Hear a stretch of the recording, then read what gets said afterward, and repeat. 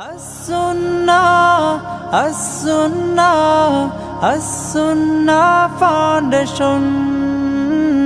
As-Sunnah, As-Sunnah, As-Sunnah Foundation. আসসালামু আলাইকুম ওয়া রাহমাতুল্লাহি ওয়া বারাকাতুহু ইন্নাল হামদুলিল্লাহ ওয়াস সালাতু ওয়াস সালামু আলা রাসূলিল্লাহ ওয়া আলা আলিহি ওয়া আসহাবিহি ওয়া মান তাবিআ বিহুদাহ আম্মা বা'দ। সুপ্রিয় দর্শক শ্রোতা ভাই বোন, দেশে এবং প্রবাসী যে যেখান থেকে আমাদের সঙ্গে আজকের এই সরাসরি প্রশ্নোত্তরমূলক অনুষ্ঠান শরঈ সমাধানে যোগ দিয়েছেন, আপনাদের সকলকে আন্তরিক অভিনন্দন এবং মোবারকবাদ জানিয়ে শুরু করছি আস-সুন্নাহ ফাউন্ডেশন স্টুডিও থেকে আমাদের সরাসরি এই আয়োজন। আজ আমরা শরঈ সমাধানের ৮৩ নম্বর পর্বে উপনীত হয়েছি আল্লাহ তাআলার অশেষ মেহেরবানিতে, আলহামদুলিল্লাহ। প্রিয় দর্শক, অন্যান্য দিনের মতো আজও আপনারা আপনাদের যে কোনো জীবন ঘনিষ্ঠ জিজ্ঞাসা আমাদের কাছে পেশ করতে পারেন। এখানে মন্তব্যের ঘরে আপনি লিখে সেটি পোস্ট করুন বাংলায় যথাসম্ভব সংক্ষেপে। আমরা বেশি থেকে বেশি সংখ্যক প্রশ্নের উত্তর দেওয়ার চেষ্টা করি কোরআন এবং হাদিসের আলোকে। আল্লাহ রাব্বুল আলামিন আমাদের সকলকে কোরআন এবং হাদিসের আলোয় আলোকিত হওয়ার তৌফিক দান করুন। প্রিয় দর্শক, অন্য দিনের মতো আজও আপনাদের কাছে আরজ থাকবে যে এই অনুষ্ঠানটি যেহেতু একটি ইলমি অনুষ্ঠান, এই অনুষ্ঠানটি যেহেতু কোরআন এবং হাদিসের ইলম এবং নলেজ ভিত্তিক ইলম অনুষ্ঠান, অতএব এটির প্রচার এবং প্রসারে আমরা প্রত্যেকেই অগ্রসর হই এবং যার যার জায়গা থেকে এটিকে ওয়াচ পার্টি এবং শেয়ার করি, যাতে করে অন্যরা দেখতে পারেন এবং কোরআন এবং হাদিস ভিত্তিক ইলম মানুষের মধ্যে বিস্তার লাভ করে।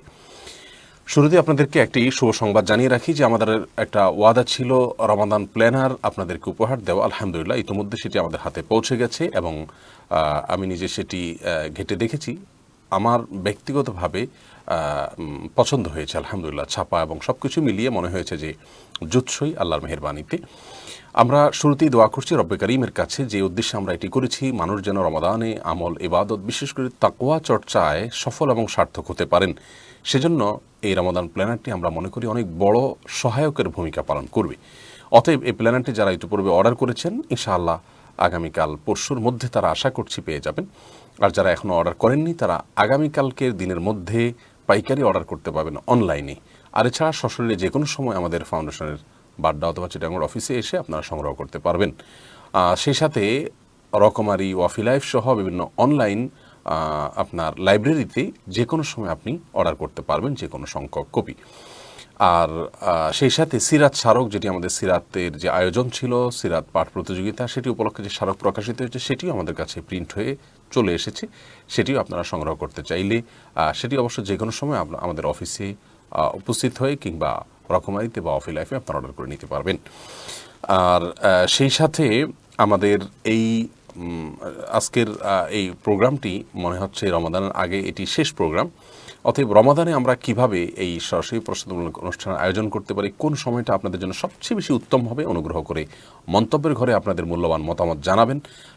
রমাদানে আদৌ আমরা প্রোগ্রামটা অব্যাহত রাখবো কিনা, রাখলে কোন সময়টাতে করলে আপনাদের বেশি থেকে বেশি সংখ্যক মানুষের উপকার হবে, আপনারা মেহরবানি করে জানাবেন। আমরা ইনশাআল্লাহ চেষ্টা করব আপনাদের খেদমত করার। আল্লাহ তাআলা তৌফিক দান করুন। চলে যাই আপনাদের প্রশ্নের উত্তর দেওয়ার পর্বে।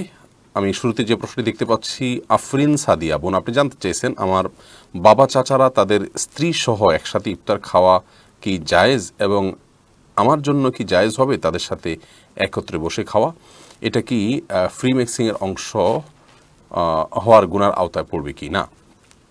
বোন, আপনার বাবা এবং চাচা উভয়ে যেহেতু আপনার মাহরাম, অতএব তাদের সাথে বসে আপনি তো খেতেই পারেন, কোনো অসুবিধা নেই।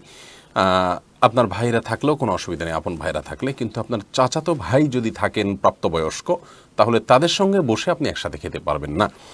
অতএব এখানে বিষয় হলো যে আপনার পর্দার বিধান লঙ্ঘন হচ্ছে কিনা সেটি আপনি দেখবেন। এটা ফ্রি মিক্সিংয়ের আওতায় পড়বে না। আপনার বাবা চাচার সাথে আপনি খেতে পারেন, তাদের সাথে যদি মহিলারা থাকে কোনো অসুবিধা নেই, ছোটো বাচ্চা থাকলে কোনো অসুবিধা নেই, আপনার মাহরাম যেমন আপনার ভাই তারা থাকলে, স্বামী থাকলে কোনো অসুবিধা নেই। কিন্তু যদি আপনার চাচাতো ভাই থাকে, আপনি মেয়ে মানুষ হিসাবে, তারা যদি প্রাপ্তবয়স্ক হয়, তাদের সাথে বসে একসাথে খাওয়া আপনার জন্য উচিত হবে না।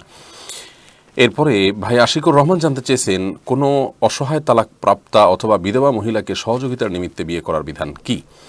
ভাই আশিক, কোনো অসহায় বিধবা কিংবা তালাকপ্রাপ্তা মহিলাকে কেউ যদি বিবাহ করেন সহযোগিতার নিয়তে, তাহলে সেটি অত্যন্ত ভালো একটি কাজ।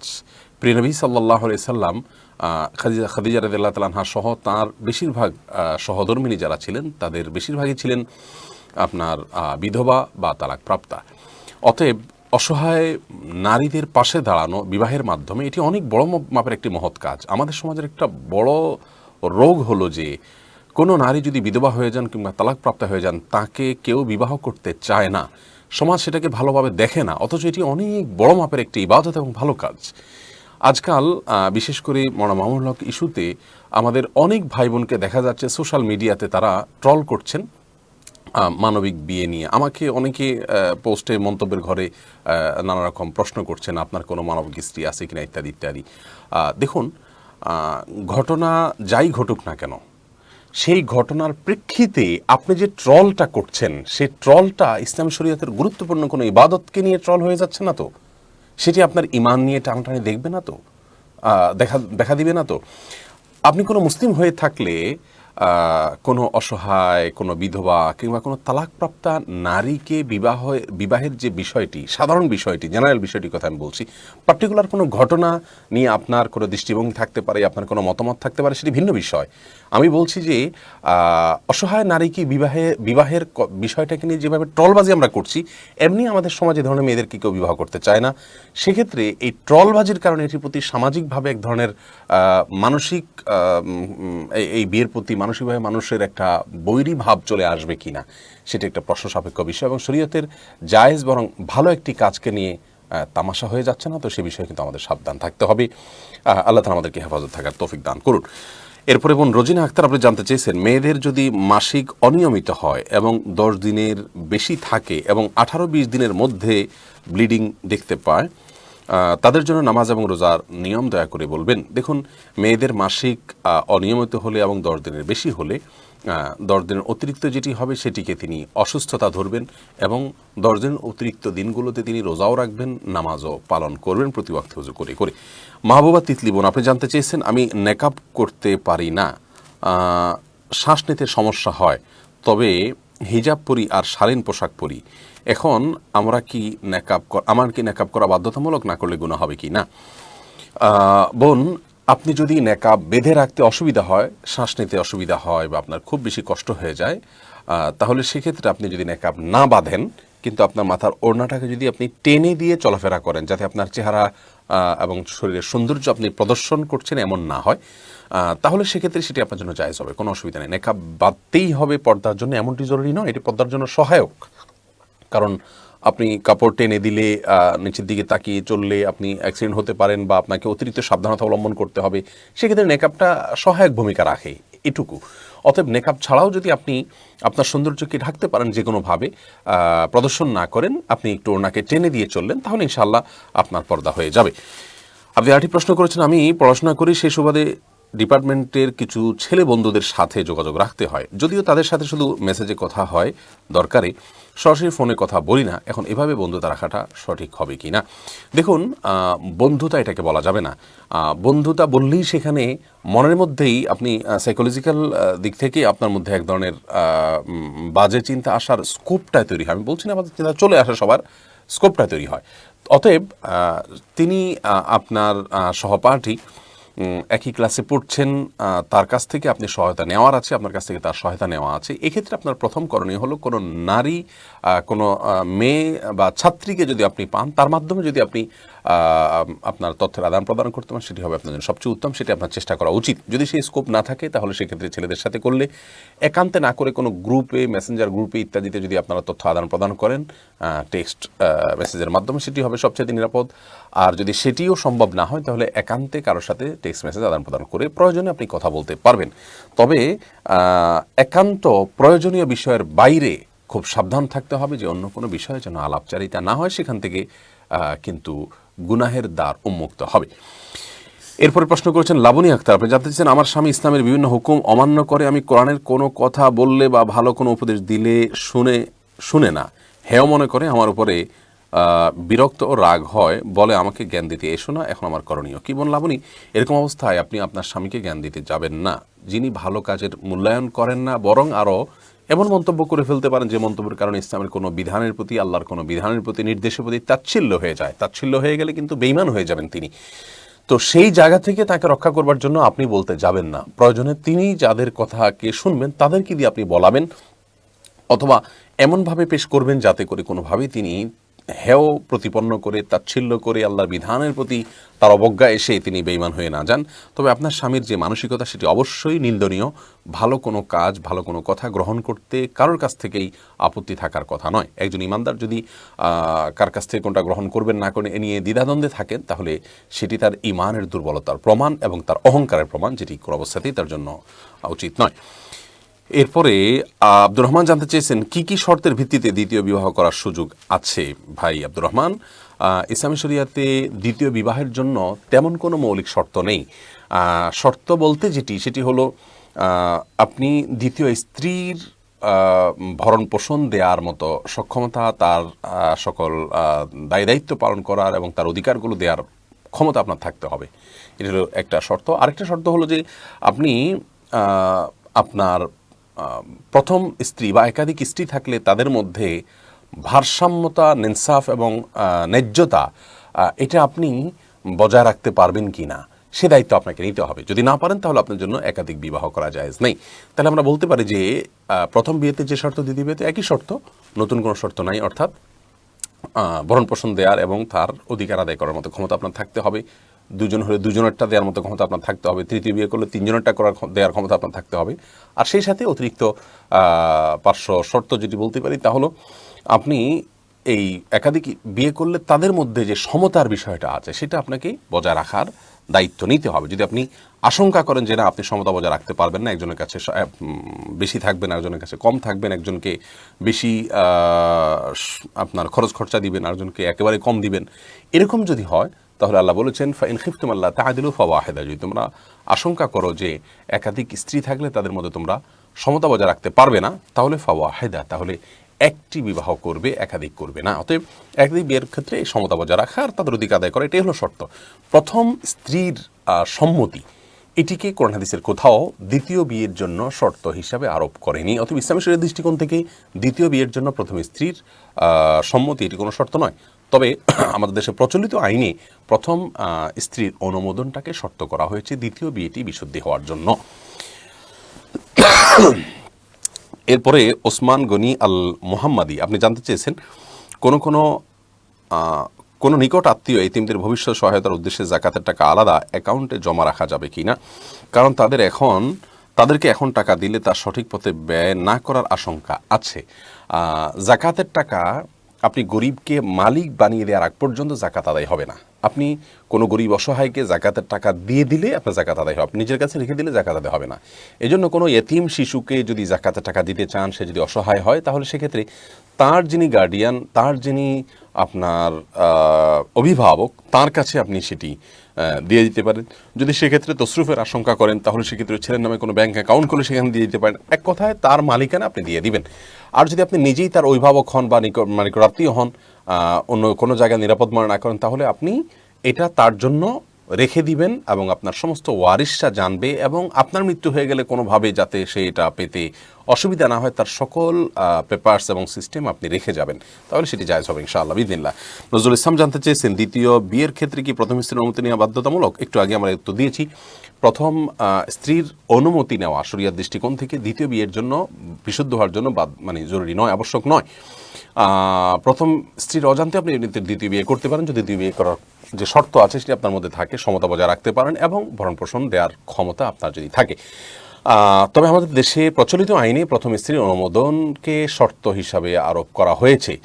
ইসলামী শরিয়াতে অবশ্য দ্বিতীয় বিয়ের জন্য বিশুদ্ধ হওয়ার জন্য প্রথম স্ত্রীর অনুমোদনকে শর্ত হিসাবে কোথাও আরোপ করা হয়নি। এমডি রাসেল আহমেদ জানতে চেয়েছেন, আমার বাবা মনে করেন নবীজি সাল্লাল্লাহু আলাইহি ওয়াসাল্লাম 90,000 কালাম এনেছেন, 30,000 জাহির হয়েছে আর 60,000 বাতেন আছে। সেই 60,000 মারিফতি বিষয় তিনি শরীয়ত মারিফত নিয়ে পালাগান শুনেন। তিনি আপনাকে অনেক শ্রদ্ধা করেন, এ সম্পর্কে আপনি যদি কিছু বলেন তাহলে কৃতজ্ঞ হব। ভাই রাসেল আহমেদ, আপনার বাবা আমাকে শ্রদ্ধা করেন, সেজন্য আমি কৃতজ্ঞ তাঁর প্রতি। আপনার বাবাকে বলবেন যে এই যে সংখ্যাটা তিনি বলেছেন 90,000 কালাম এনেছেন, 30,000 জাহেদ, 30,000 বাতেন, এই সংখ্যাগুলো 60,000 মারিফত, এই সংখ্যাগুলো তিনি কোথায় পেয়েছেন? একজন ইমানদার যা কিছু গ্রহণ করবে সেটির একটা মানে অথেন্টিক সোর্স থাকতে হবে। কোরআনে কারীমের কোনো জায়গায় আল্লাহ তাআলা এরকম কোনো কথা বলেছেন কিনা, রাসূল আকরাম সাল্লাল্লাহু আলাইহি সাল্লাম থেকে বর্ণিত যে বিশুদ্ধ হাদিসগুলো আছে সেগুলোর মধ্যে কোথাও এরকম কোনো কিছু বর্ণিত আছে কিনা? উত্তর হলো না। এগুলো আমাদের সমাজের এক শ্রেণীর মানুষ এর মুখে প্রচলিত। একজন ইমানদার, একজন শিক্ষিত, একজন বিচক্ষণ এবং দায়িত্বশীল মানুষ কিন্তু যাই গ্রহণ করবেন সেটাকে বুঝে শুনে সেটার সোর্স গ্রহণযোগ্য কিনা সেটা জেনে তারপর তাকে গ্রহণ করতে হবে। বিধায় এ ধরনের কোনো কথা এটি বলা জায়েজ না। এটি আপনার ইসলাম শরিয়ার মধ্যে বিকৃতির নামান্তর। পরে রাখতে হবে যে প্রত্যেকটা রাসূল আকরাম সাল্লাল্লাহু আলাইহি ওয়াসাল্লাম একটা হাদিস থেকে আমরা জানতে পারি শুধু এটুকু যে আল্লাহ রাব্বুল আলামিনের আপনার এই দ্বীনের মধ্যে, বিশেষ করে কোরআনের মধ্যে একটা বাহ্যিক দিক আছে, একটা ভেতরের দিক আছে। অর্থাৎ অনেক কিছু আছে যেগুলোর অর্থ আমরা বাহ্যিক একটা অর্থ বুঝি, যেমন আলিফ লাম মিম। আমরা দেখছি এখানে 3টা অক্ষর শুধুমাত্র আছে, কিন্তু এর অর্থ কি একটা একমাত্র আল্লাহ ভালো জানেন। এরকম সীমিত কয়েকটি আয়াত আল্লাহ তাআলা রেখেছেন যেগুলোকে হুরুফে মুকাত্তাআত বলা হয়, যেগুলোর ব্যাখ্যা একমাত্র আল্লাহ তাআলা ভালো জানেন। এটি বিচ্ছিন্ন কয়েকটি বিষয়ের ক্ষেত্রে প্রযোজ্য। আর আমরা যেটা মনে করি যে জাহেরি আছে, বাতিনি আছে, মারফতি আছে, ভালো কথা মারফতি আছে, ভালো কথা বাতিনি আছে, সে বাতিনিটা আপনি কিভাবে জানলেন, আপনার কাছে কিভাবে আসলো? আপনি যেটাকে বাতিনি বলছেন আমি আরেকটাকে বলতে পারি, তো বিশৃঙ্খলা হবে। এটার নাম দ্বীন নয়। দ্বীন হলো অনুসরণ করার নাম। আল্লাহ তাআলা যা করতে বলেছেন, রাসূল আকরাম সাল্লাল্লাহু আলাইহি ওয়াসাল্লাম যা করতে বলেছেন সেগুলো করা। মা আতাকুমুর রাসূলু ফাখুযুহু ওয়া মা নাহাকুম আনহু ফান্তাহু। তোমাদেরকে রাসূল যা করতে বলেছেন তা করো, যা বর্জন করতে বলেছেন তা বর্জন করো। এর নাম হলো দ্বীন। আব্দুল হাই জানতে চেয়েছেন রাতে সূরা মুলক তেলাওয়াতের ফজিলত জানতে চান। রাতে সূরা মুলক তেলাওয়াত করলে কবর আযাব মাফ হয়, যেমনটি তিরমিজির হাদিসে বর্ণিত হয়েছে। ফাহমিদা মিম জানতে চেয়েছেন আমার সাথে ফোনে কথা বলার সময় আমার স্বামীর সাথে ঝগড়া হয়, সে আমাকে এক এক করে 4টি তালাক বলেছে, এখন কি আমাদের সম্পর্ক আছে? বোন ফাহমিদা, আপনি কোনো একজন বিদগ্ধ এবং বিচক্ষণ ভালো একজন আলিমের কাছে শরণাপন্ন হয়ে পুরো ঘটনার বিবরণ দিয়ে তারপরে আপনি সমাধান নেওয়ার চেষ্টা করুন। কোনো দারুল ইফতা বা ফতোয়া বিভাগে গিয়ে আপনি আপনার প্রশ্ন উত্তর নেওয়ার চেষ্টা করুন। তালাকের প্রশ্ন, এ ধরনের সংক্ষিপ্ত ভাষণের প্রশ্ন উত্তর দেওয়া জটিল। আপনার কেস স্টাডি করে তারপর সেখানে উত্তর দিতে হবে। আব্দুল মজিদ জানতে চেয়েছেন জোহর এবং আসরের ফরজ নামাজে আমরা সূরা শব্দ করে পড়ি না কেন? আল্লাহ রাব্বুল আলামিন নির্দেশ দেয়। কেন আল্লাহ তাআলা নির্দেশ করেছেন দিনের বেলায় নীরবে ফরজ নামাজে কেরাত পড়ার জন্য, সেটা আল্লাহ তাআলা ভালো জানেন। এর অনেক হিকমা, অনেক রহস্যের কথা উলামা ইকরাম অনেক আবিষ্কার করেছেন, কিন্তু আল্লাহ তাআলা আমাদেরকে নির্দেশ করেছেন তাই আমরা করব। আপনার মালিক আপনাকে কোনো নির্দেশ করলে সব নির্দেশের যৌক্তিকতা আপনাকে বুঝতে হবে এমনটি কিন্তু আবশ্যক নয়। আপনি আপনার দায়িত্ব হলো আপনি নির্দেশ পালন করে যাওয়া। কোন নির্দেশের হেতু কি, কোনটার পেছনে কি রহস্য লুকায়িত আছে, এটা হয়তো আপনার মালিক আপনার চেয়ে ভালো জানেন। সব কিছুর রহস্য আপনি জানবেন এমনটি কিন্তু জরুরি নয়। এরপরে মাজিদুর রহমান জানতে চেয়েছেন সফররত ব্যক্তি জুমার নামাজ কি কসরের নিয়মে আদায় করবেন? সফররত ব্যক্তি জুমার নামাজ যদি জামাতের সাথে আদায় করেন তাহলে তো জুমা যথাযথভাবে আদায় করবেন, আর যদি জোহর পড়েন তাহলে সেক্ষেত্রে কসর আদায় করবেন, 2 রাকাত পড়বেন জোহর। জান্নাত আইডি থেকে জানতেছেন কাবিন নামায় স্বামীকে দ্বিতীয় বিয়ে করা যাবে না এমন শর্ত দিয়ে বিয়ে করলে তা জায়েজ হবে কি না? স্বামীকে যদি কাবিন নামাতে শর্ত দেওয়া হয় যে আপনি দ্বিতীয় বিয়ে করবেন না, তাহলে সেই শর্তটা ইসলামী শরীয়তের দৃষ্টিকোণ থেকে গ্রহণযোগ্য কোনো শর্ত নয়। কারণ স্বামী দ্বিতীয় বিয়ে না করার ক্ষেত্রে স্ত্রী সেটার জন্য কোনো শর্ত দিতে পারে না, এটা ইলিগাল শর্ত শরীয়তের দৃষ্টিকোণ থেকে। হ্যাঁ, আমি বারবার বলেছি আমার দেশীয় আইনে যেহেতু দ্বিতীয় বিয়ে করার জন্য প্রথম স্ত্রীর অনুমোদন প্রয়োজন, অতএব সেটির জন্য এটি জরুরি হতে পারে, কিন্তু শরিয়াতে আপনার দ্বিতীয় বিয়ে বিশুদ্ধ হওয়ার জন্য এটি আবশ্যক কোনো বিষয় নয়। আমাদের সমাজে এগুলো নিয়ে নানা রকমের চিন্তাভাবনা মানুষের আছে। বিশেষ করে দ্বিতীয় বিয়ে করে মানুষ বেশিরভাগ দ্বিতীয় বিয়ে করে হলো আপনার আল্লাহ মাফ করুক সমাজের এক শ্রেণীর আপনার দায়িত্বজ্ঞানহীন মানুষেরা, যারা একাধিক বিয়ে করে এক এক জায়গায় স্ত্রী ফেলে রাখেন এবং এটি তাদের একটা খেল তামাশা বানিয়ে ফেলছে তারা একাধিক বিয়েকে, যার কারণে আল্লাহ তাআলার এই বিধানটা মানুষের কাছে আল্লাহ মাফ করুক আজকাল হাসির পাত্র হয়ে গেছে। অথচ এটি একটি প্রয়োজন এবং যৌক্তিক প্রয়োজন। আল্লাহ তাআলার বিধান, এটা জায়েজ, এমন না যে করতে হবে বা করা উত্তম বা করা উচিত, এরকম বিষয় না। আল্লাহ তাআলা অপশন রেখেছেন, কারোর প্রয়োজন হতে পারে, কিন্তু এই একাধিক বিয়ে, টোকাই, রংবাজ, আপনার অশিক্ষিত দিনমজুর বিয়ে করে 3, 4টা 5টাও বিয়ে করে যেখানে সেখানে ফেলে রাখছে, খোঁজ খবর নিচ্ছে না, এটা এক ধরনের তামাশা বানিয়ে ফেলেছে এই শ্রেণীর লোকেরা, যার কারণে আল্লাহ তাআলার এই জায়েজ বিধানের প্রতি মানুষের অবজ্ঞা তৈরি হয়েছে, যা অত্যন্ত দুঃখজনক এবং আফসোসের বিষয়। এরপরে অন্তরা শবনম স্বর্ণ আপনি জানতে চেয়েছেন ওযু ছাড়া কি কোরআন পড়া যায়? বাসায় যদি কেউ না থাকে ঘোমটা ছাড়া কি কোরআন পড়া যায়? সুস্থ মানুষ কি শুয়ে শুয়ে কোরআন পড়তে পারে? উত্তরগুলো দিল জি, শুয়ে শুয়ে কোরআন তেলাওয়াত করাতে কোথাও নিষেধ নাই, কোনো অসুবিধা নেই। বিশেষ করে মুখস্থ থেকে উঠতেই পারেন। অজু ছাড়া কোরআন পড়তে পারেন, কোনো অসুবিধা নেই। বাসায় কেউ না থাকলে ঘোমটা ছাড়া আপনি কোরআন পড়তে পারেন। কোরআন পড়ার জন্য ঘোমটা কোনো জরুরি বিষয় নয়। এরপরে ফাহাদ ফাতেমা জানতে চেয়েছেন, স্বামীর সাথে বিয়ের আগে তোলা ছবি ফোনে রাখা যাবে কিনা, আর মৃত স্বামীর ছবি কি স্ত্রীর ফোনে রাখতে পারবেন এবং দেখতে পারবেন? দেখতে পারবেন, কোনো অসুবিধা নেই। তবে ফোনে রাখার ক্ষেত্রে দায়িত্বশীলতার পরিচয় দিতে হবে, যাতে কোনো প্রকার রিস্ক না হয় এবং এটা নিয়ে যেন আপনার বেহাত না হয় এবং বেপরদার সুযোগ তৈরি না হয়, সেদিকটা খেয়াল রাখতে হবে। মৌরিন রিশা আপনি জানতেছেন, স্বামীদের সম্পদের কতটুকু অংশ স্ত্রী পাবে জানাবেন একটু। এটা ভ্যারি করবে তাদের সন্তান আছে কিনা। যদি সন্তান থাকে তাহলে একরকম, সন্তান না থাকলে আরেক রকম। আমার যতটুকু মনে পড়ে সন্তান থাকলে 8 ভাগের 1 ভাগ, আর সন্তান না থাকলে 6 ভাগের 1 ভাগ পাবেন। এরপরে ফৌজিয়াতুস সাদিকা আপনি জানতে চেয়েছেন, বাচ্চা নষ্ট হলে কতদিন নামাজ রোজা রাখা নিষেধ? বাচ্চা যদি আপনার স্বাভাবিকভাবে জন্ম নেয় অথবা অস্বাভাবিকভাবে বাচ্চার জন্ম হয় বা আপনার মৃত বাচ্চা বের করা হয়, তাহলে সেক্ষেত্রে এটা নেফাসের বিধানভুক্ত। সর্বোচ্চ 40 দিন পর্যন্ত নামাজ বন্ধ থাকবে, তারপর নামাজ পড়তে হবে। আর যদি তার আগে ব্লিডিং বন্ধ হয়ে যায় তাহলে যেদিন থেকে বন্ধ হয়ে যাবে সেদিন থেকে নামাজ পড়তে হবে। এরপরে মোশতাক আহমেদ জানতে চেয়েছেন, পাশের বাড়ির লোকের একটি জিনিস চুরি হয়েছে, ওই রকম জিনিস আমার বাড়িতেও আছে, কিন্তু লোকটি আমাকে সন্দেহ করতে লাগলো, তাই আমি কোরআন হাতে নিয়ে আল্লাহর নামে শপথ করে বলেছি আমি আপনার জিনিস চুরি করি নাই, আমার ঘরে যেটা আছে সেটা আমার জিনিস, সুতরাং সত্যের জন্য শপথ করার কারণে আমি কি গুনাহগার হব? না, আপনি গুনাহগার হবেন না। তবে আপনি শপথ করার কারণে আপনি গুনাহগার হবেন না, কিন্তু আপনার শপথের পদ্ধতিটা সঠিক ছিল না। কারণ আপনি শপথ করতে হবে সবসময় মনে রাখবেন আল্লাহর নামে। নবী সাল্লাল্লাহু আলাইহি ওয়াসাল্লাম বলেছেন, মান আরাদা আন ইয়াহলিফা ফালইয়াহলিফ বিল্লাহি আও লিয়াসমুত। যদি কেউ আল্লাহর নামে শপথ করতে চায়, যদি কেউ শপথ করতে চায় তাহলে সে যেন আল্লাহর নামে শপথ করে অথবা চুপ থাকে, কারণ আল্লাহর নাম ছাড়া অন্য কারোর নামে শপথ করা যায় না। কোরআন নিয়ে শপথ করার কোনো শিক্ষা ইসলাম আমাদেরকে দেয়নি। আপনি বলা দরকার ছিল আল্লাহর কসম, আল্লাহর নামে শপথ করে বলছি, এভাবে আপনার বললেই সঠিক ছিল। এমএসটি নাজমুন নাহার জানতে চেয়েছেন, খারাপ নজরের জন্য স্বর্ণ ও রৌপ্য ধৌত করে সে পানি ছিটিয়ে দেয় কতটুকু শরিয়া সম্মত? এটি শরিয়া সম্মত নয়, সম্পূর্ণ কুসংস্কার। আপনার খারাপ নজর হলে স্বর্ণের উপর পানি ছিটিয়ে দিলে যে সেটা আপনার অনেক বেশি আমাদের উপকারে আসবে অথবা তার দ্বারা আমাদের কোনো ক্ষতি দূর হবে বা বদনজর দূর হবে, এটি সম্পূর্ণ কুসংস্কার। বিভিন্ন হাদিস থেকে আমরা যেটি জানতে পারি তা হলো, যেই ব্যক্তি বদনজর দিয়েছে যদি আপনি জানতে পারেন বা অনুমান করতে পারেন, তাহলে সেই ব্যক্তির থেকে কোনো পানি ফু দিয়ে পানির পড়া নিয়ে সেটা আপনি ছিটিয়ে দিবেন। সংশ্লিষ্ট কোনো বস্তুর উপরে আপনার বদনজর লাগলে সেই বস্তুর উপর ছিটিয়ে দিবেন, বা কোনো ব্যক্তির উপরে বদনজর লাগলে তার উপরে সে পানি ঢেলে দিবেন।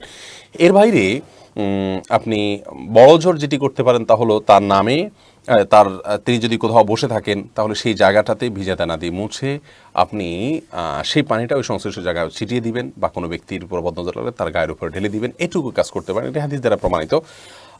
কিন্তু এর বাইরে স্বর্ণের উপর পানি দিয়ে ধোয়া এটি হাদিস দ্বারা প্রমাণিত নয়, এটি কুসংস্কার। এমনি মান্না হোসাইন আপনি জানতে চেয়েছেন, আমি ওয়েব ডিজাইন এর কাজ করার জন্য মায়ের কাছে টাকা চেয়েছিলাম, মায়ের কাছে টাকা না থাকায় তিনি কিস্তি তুলে দেন, সেই টাকায় আমি কাজ শিখি। আমার প্রশ্ন হচ্ছে, আমার সারা জীবনের টাকা কি হারাম হয়ে যাবে? দেখুন, আপনি ওয়েব ডিজাইনের কাজ শেখার সময় যদি হারাম টাকা দিয়ে আপনি শিখে থাকেন তাহলে সেই কাজটি আপনার হারাম ছিল, কিন্তু এর কারণে আপনার সারা জীবনের উপার্জন হারাম হয়ে যাবে তা কিন্তু নয়। অতএব যেটুকু হারাম হয়েছে তার জন্য আল্লাহর কাছে ইস্তেগফার করবেন, ক্ষমা প্রার্থনা করবেন, আর পরবর্তীতে হারাম কোনো ডিজাইন করবেন না, এটাই হলো আপনার দায়িত্ব। সোয়াইব শাকের আপনি জানতে চেয়েছেন, বিয়ের জন্য কাবিননামা ইসলামী দৃষ্টিতে কতটুকু জরুরি? ভাই সোয়াইব, কাবিননামার সাথে ইসলামী শরীয়তে বিয়ের বিশুদ্ধতার কোনো সম্পর্ক নেই। বিয়ে বিশুদ্ধ হওয়ার জন্য যেটি লাগবে তা হলো দুজন পুরুষ সাক্ষীর সামনে এক পক্ষ প্রস্তাব করবেন, অপর পক্ষ গ্রহণ করবেন, এবং অনেক ওলামা একরাম মেয়ে পক্ষের অভিভাবকের সম্মতিকে আবশ্যক করেছেন, এবং এ সম্পর্কে নবী সাল্লাল্লাহু আলাইহি ওয়াসাল্লামের অনেকগুলো হাদিস রয়েছে। অর্থাৎ এক কথায় উভয় পক্ষের সম্মতি এবং পাত্রপাত্রীর সম্মতি, দুজন সাক্ষীর সামনে তাদের সম্মতি এবং কবুল বলা এবং মহারণা ধার্য করা, বাস এগুলো বিয়ের জন্য আবশ্যক বিষয়। এর পাশাপাশি আপনার কাবিননামা থাকা ভালো, দেশের প্রচলিত আইন অনুযায়ী আপনার লিখিত হওয়া ভালো। লিখিত হলে যে কোনো জিনিস স্টাবলিশড হয়ে যায়, প্রমাণিত হয়ে যায়, কিন্তু বিয়ে বিশুদ্ধতার সাথে লিখিত হওয়ার কোনো সম্পর্ক নেই। ধরুন আপনি লেনদেন করবেন, আপনি আমাকে 10,000 টাকা ধার দিয়েছেন বা আমি আপনাকে 10,000 টাকা ধার দিয়েছি, ধার দিয়েছেন এটি আপনার প্রাপ্য হয়ে গেছে, আমি ধার দিয়েছি, আমার প্রাপ্য হয়ে গেছে, লেনদেন হয়ে গেছে। কিন্তু এটাকে লিখে রাখা উচিত। বিশেষ করে লেনদেন হলে, লোন আদান প্রদান হলে সেক্ষেত্রে আল্লাহ বলেছেন ফাকতুবু, তোমরা এটাকে লিখে রাখো, অতএব লিখে রাখা ভালো। কিন্তু এর মানে এই নয় যে না লিখলে আমাদের এটা শুদ্ধ হলো না, এমন না। বিধায় কাবিননামার সাথে বিবাহ বিশুদ্ধ হওয়ার কোনো সম্পর্ক নেই। তবে অবশ্যই, আবারও বলছি, অবশ্যই কাবিননামা পূরণ করা উচিত। এ ব্যাপারে গাফিলতি করা উচিত নয়। কারণ হলো লিখিত থাকা এটা আমার জন্য অনেক ক্ষেত্রে প্রয়োজনীয় হবে। এবং বিশেষ করে দেশের বর্তমান যে প্রেক্ষাপট, বিয়ের নামে অনেক সময় দেখা যায় অনেক যুবক যুবতীরা কলেজ লাইফে, স্কুল লাইফে তামাশা বানিয়ে নেয় এটাকে, এবং দেখা যায় মেয়েরা ক্ষতিগ্রস্ত হয়, ছেলেরা ক্ষতিগ্রস্ত হয়, সাক্ষীদের খুঁজে পাওয়া যায় না, নানা রকম সমস্যা তৈরি হয়। তো কাবিননামাটা একটা এভিডেন্স থাকে, বিধায় সেটা রাখা উচিত, এটা ভিন্ন বিষয়। কিন্তু আবারও বলছি, এর সাথে বিবাহ বিশুদ্ধ হওয়ার কোনো সম্পর্ক নেই। টনি বিশ্বাস, আপনি জানতে চেয়েছেন, আমার 2টা সন্তান ছিল, তারা কেউ বেঁচে নেই। আমার প্রশ্ন হলো, আমার সন্তানদের আমি যে নাম রেখেছিলাম সেই নাম আবার পরবর্তী সন্তান হলে রাখতে পারবো কিনা? পারবেন, কোনো অসুবিধা নেই বোন। রিজওয়ান আক্তার জানতেছেন, যে রোজাগুলো অনাকাঙ্ক্ষিতভাবে মাসিকের কারণে ভাঙা যায়, পরবর্তীতে কাজা আদায় করার সময় তারাবির নামাজ পড়তে হবে কিনা? না বোন, পড়তে হবে না। তারাবি শুধু রমজান সংশ্লিষ্ট বিধান, পরবর্তীতে কাজা করলে সেই কাজার সাথে তারাবি আদায় করা জরুরি নয়। হুমায়রা জাহান জানতে চেয়েছেন, আমার প্রাইভেটে যাওয়ার সময় যাতায়াতের ভাড়ার চেয়ে বেশি টাকা নেই, এটা আমার পরিবারও জানে, এবং বাকি টাকা দিয়ে আবার পরিবার আমার প্রয়োজনীয় কাজেই লাগায়, এবং বাকি টাকা দিয়ে আবার পরিবার বা আমার প্রয়োজনীয় কাজেই লাগাই। এক্ষেত্রে প্রয়োজনীয় ভাড়ার চেয়ে বেশি টাকা নিচ্ছি, এটা কি সুদ বা বেশি টাকা নেওয়া কি জায়েজ? আপনি আপনার অভিভাবকের কাছে বেশি টাকা নিচ্ছেন, এটা নিতেই পারেন আপনি, কোনো অসুবিধা নেই, এটা আপনার জন্য কোনো গুনাহের বিষয় হবে না। এরপরে আমি যে প্রশ্নটি দেখতে পাচ্ছি তা হলো এমডি রাবিউল জানতে চেয়েছেন, বৃহস্পতিবার কবরবাসীকে মুক্ত করে দেওয়া হয়, তারা স্বজনদের কাছ থেকে দোয়া আনার জন্য যান, এ বিষয়ে জানতে চাই। সম্পূর্ণ কুসংস্কারাচ্ছন্ন কথা এবং ভিত্তিহীন কথা, কোরআন হাদিসের কোথাও এরকম কোনো কথা বলা হয়নি। বিধায় আপনার এই বিষয়টি আমাদেরকে সাবধান থাকতে হবে এবং দায়িত্বশীল থাকতে হবে যে আপনার এ ধরনের কুসংস্কার যেন আমরা বিশ্বাস না করি। এরপরে উম্মে নাইমা জানতে চেয়েছেন, আমি একা থাকতে পারি না, একা থাকতে খুব ভয় পাই, আমার মনে হয় আমাকে কেউ দেখছে, কেউ আমাকে ধরতে আসছে, রাতে নামাজ পড়তে উঠলে অনেক ভয়ে ভয়ে থাকি, আমি বুঝি এটা আমার মনের ভুল, কিন্তু আমি কিছুতেই এই ভয় দূর করতে পারি না। এই ভয় দূর করার জন্য আমি কি করতে পারি? এবং আপনি কোরআনে কারীমের তেলাওয়াত, বিশেষ করে রুকিয়া শরঈয়া, যেটা শরঈ ঝাড়ফুঁক, যেটা এই ঝাড়ফুঁকটা আপনি করবেন, ইনশাআল্লাহ বিদিনের মাধ্যমে আপনার ভয় দূর হবে। শোয়ার সময় কিছু আমল আছে, সেই আমলগুলো আপনি করে শুবেন, সেগুলোর মাধ্যমে ইনশাআল্লাহ আপনার ভয় দূর হবে। এছাড়াও যারা নিয়মিত ঝাড়ফুঁকের কাজ করেন তাদের আপনি সহযোগিতা নিতে পারেন, ইনশাআল্লাহ বিদিনিল্লাহ আল্লাহ তাআলা আপনার সমস্যা দূর করবেন। ফারহান আহমেদ জানতে চাই, এছাড়া আপনি মানসিক কোনো ডাক্তারের শরণাপন্ন হতে পারেন। ফারহান আহমেদ, আপনি জানতে চেয়েছেন, 1 লক্ষ টাকা ধার নিয়েছিলাম, আমাদের কাছে জমানো টাকা না থাকায় ধার পরিশোধ করার জন্য একটা সীমিত থেকে 1 লক্ষ টাকা ঋণ, একটা সমিতি থেকে 1 লক্ষ টাকা ঋণ আনতে চাচ্ছি, কিন্তু 5,000 আসল টাকা আর 5,000 টাকা দিতে হবে লাভ দেয়া ঠিক হবে কি? আমাদের তো এইটা ছাড়া আর কোনো উপায় নেই। দেখুন ভাই ফারহান, সুদের ভিত্তিতে লোন নেওয়া আপনার জন্য কোনো অবস্থাতে জায়েজ হবে না, এটা হারাম হবে। আল্লাহ রাব্বুল আলামিন সুদকে হারাম করেছেন, ওয়াহাল্লাল্লাহুল বাই'a ওয়া হারামার রিবা। আল্লাহ রাব্বুল আলামিন বেচা কিনাকে, ব্যবসাকে হালাল করেছেন আর রিবা বা সুদকে হারাম করেছেন, বিধায় আপনার কোনো অবস্থাতেই এটি করা জায়েজ হবে না। যার কারণে আপনার এই লোনের উপরে আপনার বেঁচে থাকা নির্ভর করে না। নিঃসন্দেহে আপনি এটা নিলে মারা যাবেন এরকম ইস্যু না, কিন্তু এরকম সিরিয়াস ইস্যু হলে সেক্ষেত্রে এটি আপনার জন্য জায়েজ হতো। সুমাইয়া শিমু, আপনি জানতে চেয়েছেন, স্বামীর পকেট থেকে না বলে টাকা নিলে কি ওইটা চুরি করা হবে? ওই টাকা দান করলে কি গুনাহ হবে?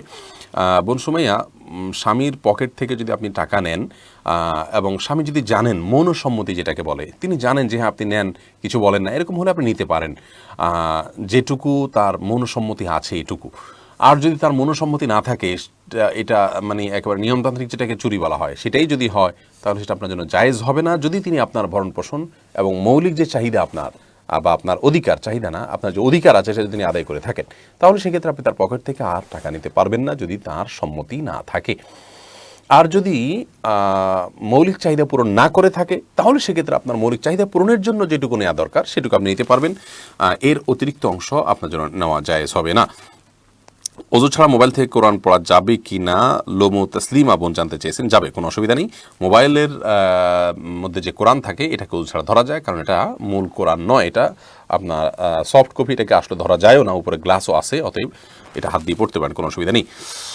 এরপরে শিপন আহমেদ, আপনি প্রশ্ন করেছেন মোবাইলে কোরআন অ্যাপ থাকা অবস্থায় মোবাইল নিয়ে বাথরুমে অথবা নাপাক স্থানে যাওয়া যাবে কিনা? উত্তর হলো যাবে, কোনো অসুবিধা নেই। এটা ভেতরে, আমাদের মনের ভিতরে যেরকম কোরআন আছে, আমাদের স্মৃতিতে যেরকম কোরআন আছে, ওইটা নিয়ে আমরা বাথরুম যেতে পারি, মোবাইলের ভিতরেও ওইটা আছে, যেতে পারেন, কোনো অসুবিধা নেই। তামান্না আজাদ জানতে চেয়েছেন বইয়ের পিডিএফ পড়লে অনেকে বলে লেখকের হক নষ্ট হয়, সে ব্যাপারে জানতে চাই। ভাই বোন তামান্না, অবশ্যই যে বইয়ের লেখক তার পিডিএফ প্রকাশ করার অনুমতি দেননি, একটা বই প্রকাশ করতে অনেক খরচ হয়, সেটাকে পিডিএফ আকারে প্রকাশ করে ফেললে তার সেই ব্যবসায় তিনি ক্ষতিগ্রস্ত হন।